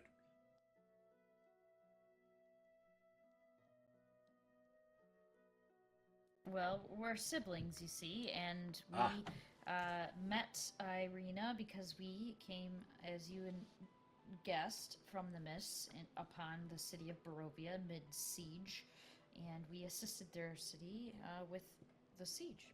I see. Just then you see Owen comes out and Erwin, I'm sorry. I keep thinking there's an L there. He comes out and he hands Rictavio this sort of bundle that you see, a fairly good-sized bundle. And Erwin says, here you go, Rictavio. He says, thank you so much, my friend.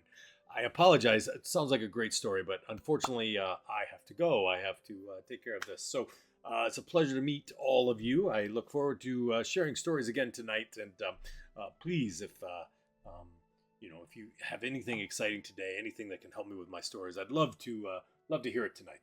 It's a pleasure. Erwin, Can Danica? I ask you? Yeah. One last question.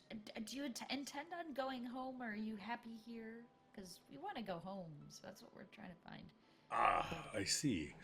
I just go where it takes me, right? I mean, wherever I end up, I go. And, it's just the way it is. I'd love to go home, but on the same token, if this is where I'm supposed to be, this is where I am. You should embrace the same feelings, don't you think? Well, I guess if you need any help while you're here, just reach out. Excellent. I would love to. Yes. Of course. If I need any help, I will definitely reach out to the little people. Okay. Alrighty. Nice to meet you all. Have a great day. See ya. Ciao. Oh my gosh, there's a bear out here. Hello, Mr. Bear. Where are you from, huh? Yeah. You know what? You would look great bouncing a ball on your nose. Come here, buddy. Let's see how this works. The ball. The ball pops. Erwin goes, oh boy. Interesting guy. Interesting guy indeed. Have they served us breakfast yet? Yeah, they did. Potatoes, tea. Yep. Potatoes and tea. Yep. We need to get some chickens around here. Maybe some pork bellies. Yeah, maybe.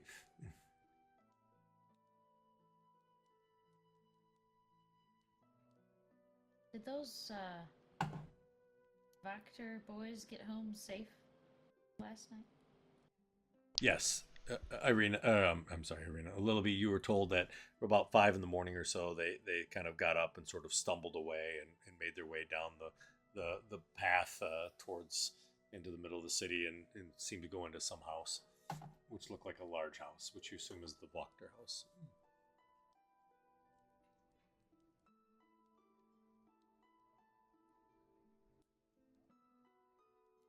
Oh, well, to answer your question, Gruffin, Sorry. Yeah, yes, they made it home okay. Look a little hungover, according to Luna. Well, they don't have the trusty stein of sobriety like I do, so can't keep up with this. And I just point at myself. Erwin goes, really? Stein of sobriety, huh? Oh, that's a pretty cool trick. I like it. Between you and me, Pops. Nice. Your secret's good with me. He winks to you.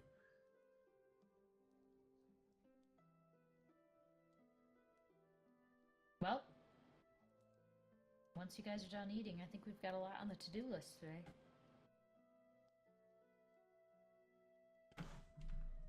I'm good.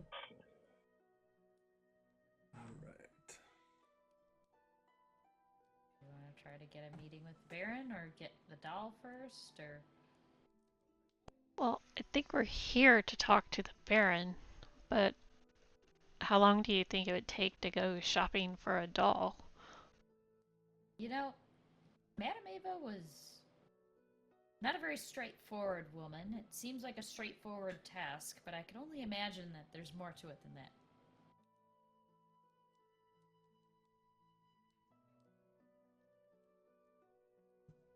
Well, we should probably at least go see if we can get a meeting with the Baron, because that is our true purpose here. Take care of Ireena and the refugees. Sounds like a plan to me.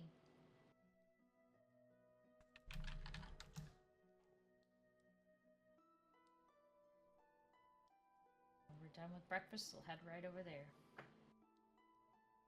All right. You guys are good with breakfast? Yep. All right. So, as you finish up with breakfast, I saw that Fozzie had gone out to Bear a little bit. You see Bear seems to be annoyed by Rictavio as he walked by and tried to encourage him to try to put something on his nose. Which didn't actually touch his nose, it just went straight into the teeth. Yeah, exactly. Yeah, he just sort of pretended like he was putting a ball in there. He didn't actually have a ball to put on his nose. But as you all walk out, you do see that the air is sort of crisp this morning, kind of a cool air, but the sky again is this gray sort of clouds that you have with clearly no sun again.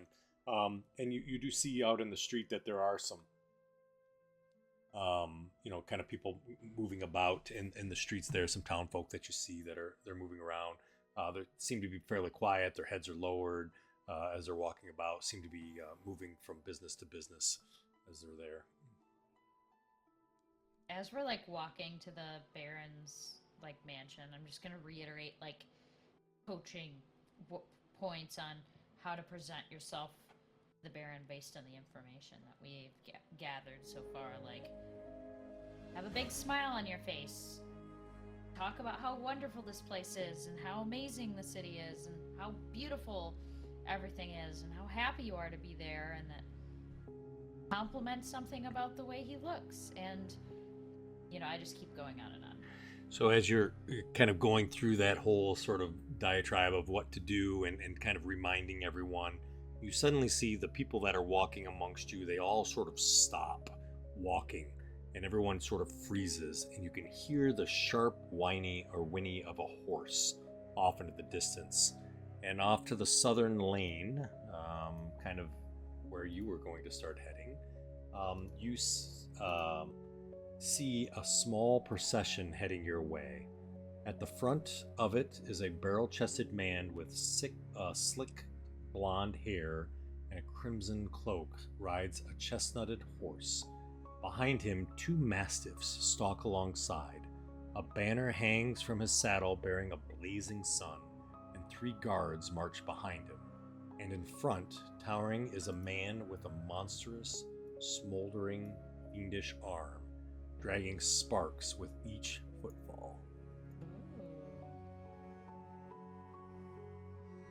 Got a picture? I do.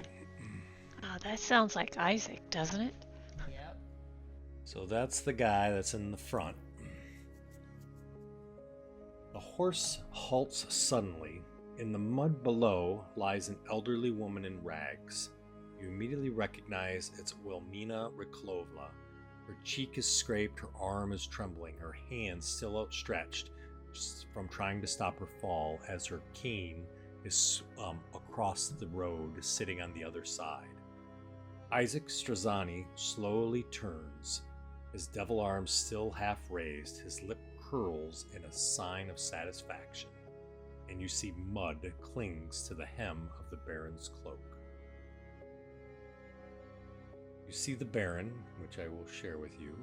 Ignore the female with him. I didn't have a picture with him by himself, but you'll see what he looks like.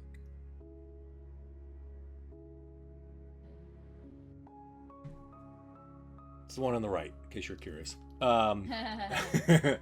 He looks and he says, "You dare to foul my cloak with your filthy, pleasant hands?"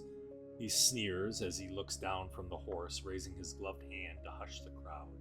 "How fitting, a mother of a traitor, wallowing in the muck where her kind belongs." Wilmina, her face is streaked with tears and grime, struggles to get to her feet, much like you had seen last night, trying to put her hand on her knee as she tries and slips, falling back into the mud, puts her hand back up again, and she says, "Please, my lord, please, he meant no harm. He's just a boy. It was a foolish joke, that's all. Just a joke." As she says that, the Baron leans forward in his saddle, his eyes narrowing. "A joke. A malicious unhappiness is no jest.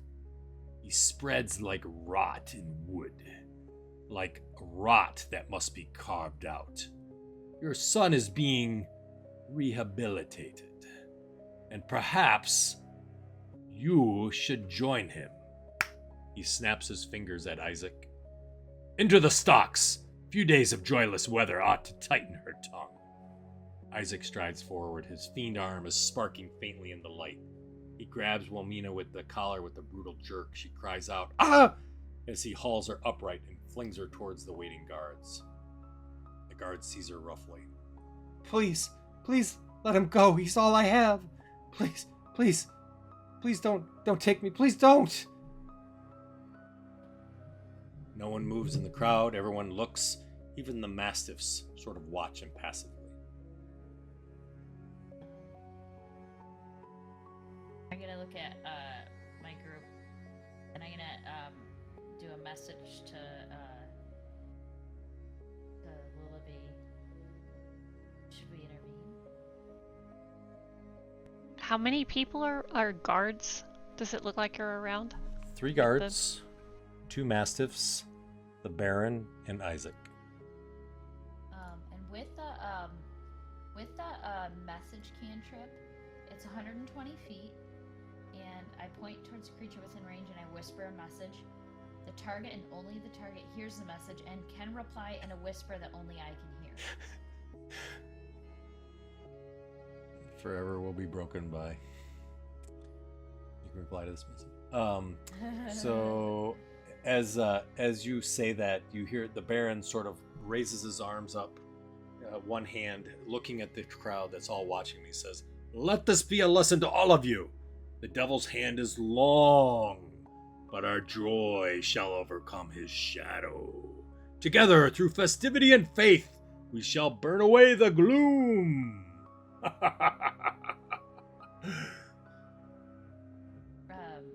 I'm just gonna approach with a big smile on my face, just looking the happiest I've ever looked in my entire life. All right. And I'm gonna cast Prestidigitation to remove the dirt from his cloak. And oh, great Baron! What a lovely city you have! So wonderful, so bright, so happy, so cheerful. He looks to you.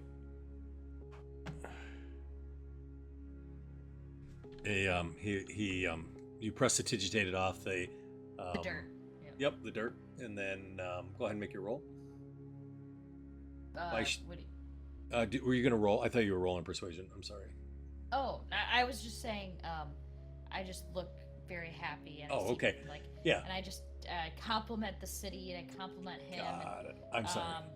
And basically go to introduce myself. Gotcha.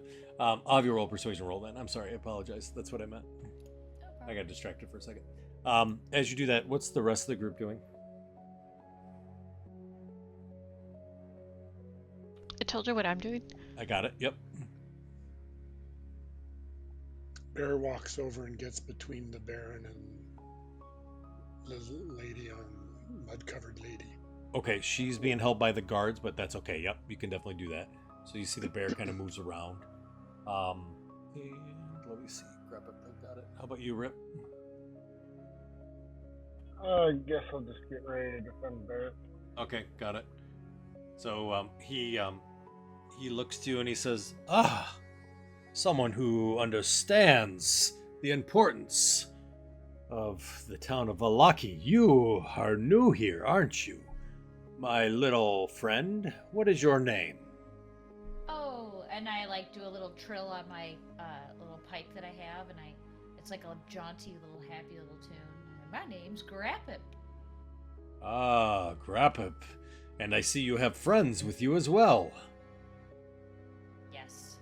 And, that unfortunate event that happened just now. Boy, it would be wonderful if we just put that behind us. Let that old wretched woman go back to her hovel, and let us celebrate the upcoming wonderful festival, the Festival of the Blazing Sun, without her in the stockades. No. We must be joyful and celebratory, and she'll only mess with the decorations. See, we don't want to look at her. You said Pip, right? Yep. Grappip, you make a persuasive argument. I agree that it would be not nice to have someone in the stockades as we were doing our festival, especially the Festival of the Sun, as you have so said. But this can't be punished. You don't know the rules of Vallaki or our traditions. You are new here. I mean, this must be punished, wouldn't you say? Well, what better punishment than making her do something that puts a smile on her face and joy to everyone else? Maybe I have to teach her how to sing beautiful music to bring joy and happiness to everyone else, and that's her punishment. But it brings joy and happiness to the city and smiles. Ah, but somebody must be punished. I mean, clearly, wouldn't you say? Otherwise, people will think that this can be okay to do. Absolutely, no one thinks this is okay to do, but the cloak is shinier than ever. The cloak is. You hear someone yell off into the distance, my lord, please, listen to them. He is correct. He is absolutely right. We must forgive this scene. I know Mistress Wilmina has been troubled of late. She grief for her son weighs heavy on her spirit, and this young one, this person, speaks the truth. You are right.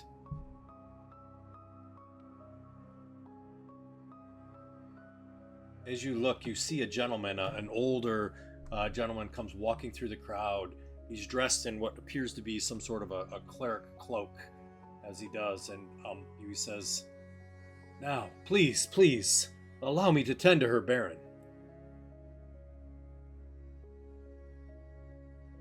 He says, Father Lucian. Petrovix, it's interesting to see you here. He says, Father Petrovix says, the Morning Lord's sake, please, let me take her in. I shall ease her heart and help her with prayer and song and bring her to the right way.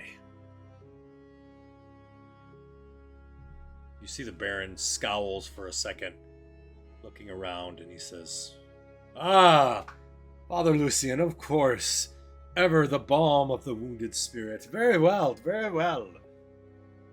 But let it be known that my mercy is a gift of benevolence, right? Not a shield for disorder. He looks very stressed and strained when he says that. Guards, please, release him. Release her.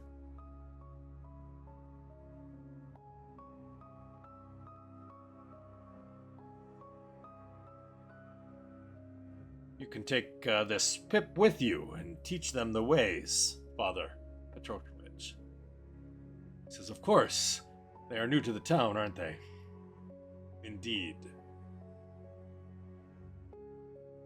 Once we acclimate more, would we, by chance, earn a meeting with you to discuss the wonderful city of Vallaki?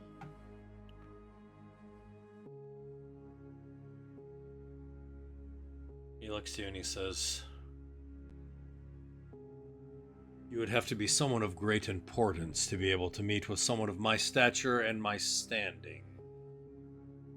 I suppose if you have something that seems to be of value, that could be the case, but you definitely should learn about the city and its values and cultures. Good news. A big smile comes across his face as his teeth show, which are yellowed. My good father, Petrovich, will be able to help us acclimate you to the city in itself. Who's with Ireena, by the way? Is anybody with Ireena? I am.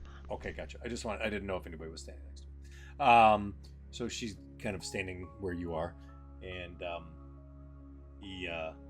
the Baron kind of looks around. He sort of straightens himself in the saddle, and you can see the sunlight sort of glinting off the buttons on his coat and the little symbol on his left shoulder there. You can see his masters are right there next to him. You can see the ears are sort of twitching as they are, and he sort of sweeps out his arms and he says, I shall expect you all to be at the Festival of the Blazing Sun 4 days hence. Attendance is joy. Joy is salvation. He raises both his arms up to the heavens and he says, all will be well.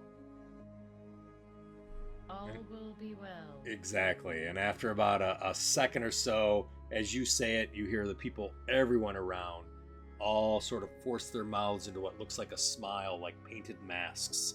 And they all murmur just like you did, all will be well. The Baron smiles, truly smiles. Big smile on his face. He nods as if his sermon has been answered. Sort of clicks his tongue, and the horse kind of continues to resume. And as it does, you can see Izek sort of turns. And as he turns, you see he just stares.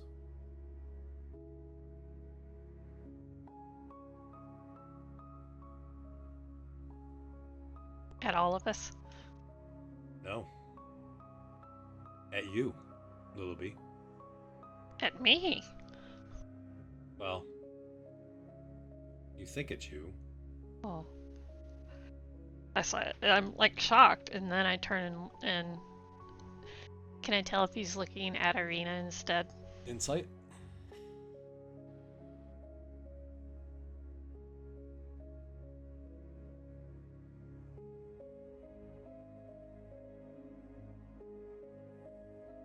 Oh my gosh, I missed the box 3 times. Oh no.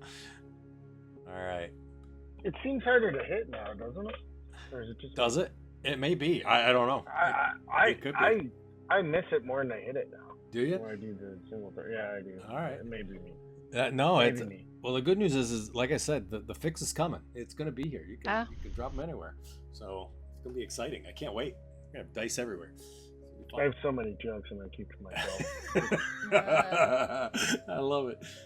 So as he is there, you can see that the whole group continues to proceed, and Izek is standing there staring at you, and you, Lillaby, do recognize that he has one good eye and one that's not so good, but he is locked onto Ireena. And you can see as Ireena stands next to you, she has her hood that's sort of drawn up, and you can see she's stiff, and you could tell almost as if she's trying to hide, but the gaze just pierces through. And you can see the arm just sort of flickers very subtly. It's not doesn't seem like a threat or anything. And the look isn't leering. It's not cruel. It's just like almost a fascination.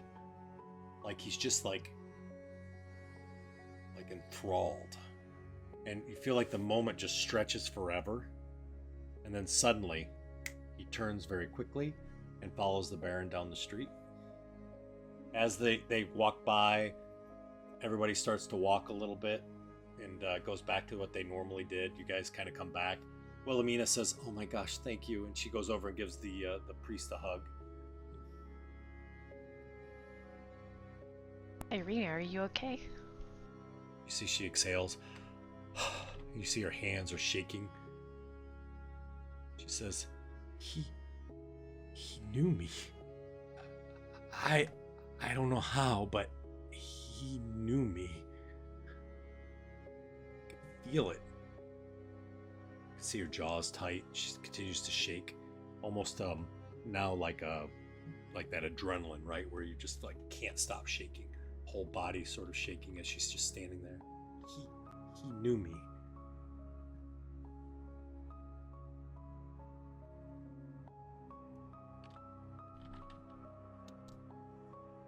But I assume you've never met him before? I have never seen him in my life. I would remember a burning arm. Right? I mean, we all I would think so. We all would.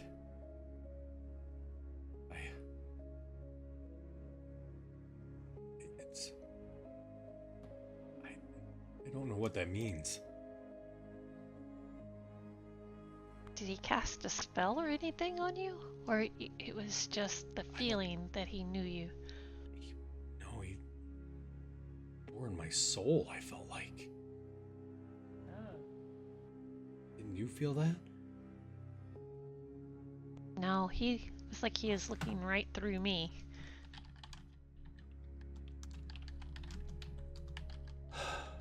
just kind of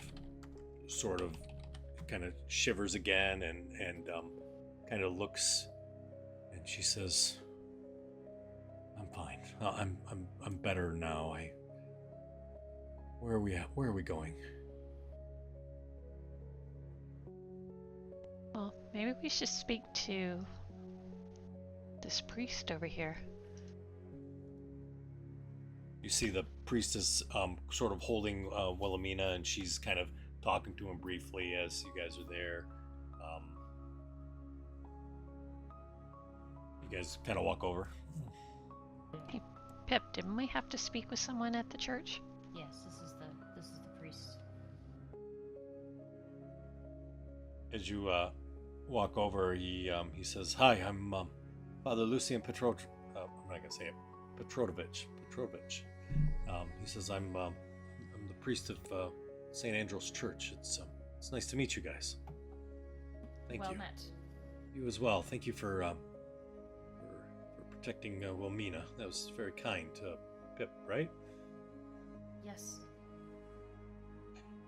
I couldn't see her being mistreated. I think my brothers and sister all were of the same mind and heart in that matter.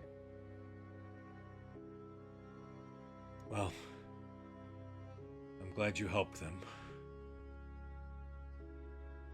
Hopefully I can return a favor.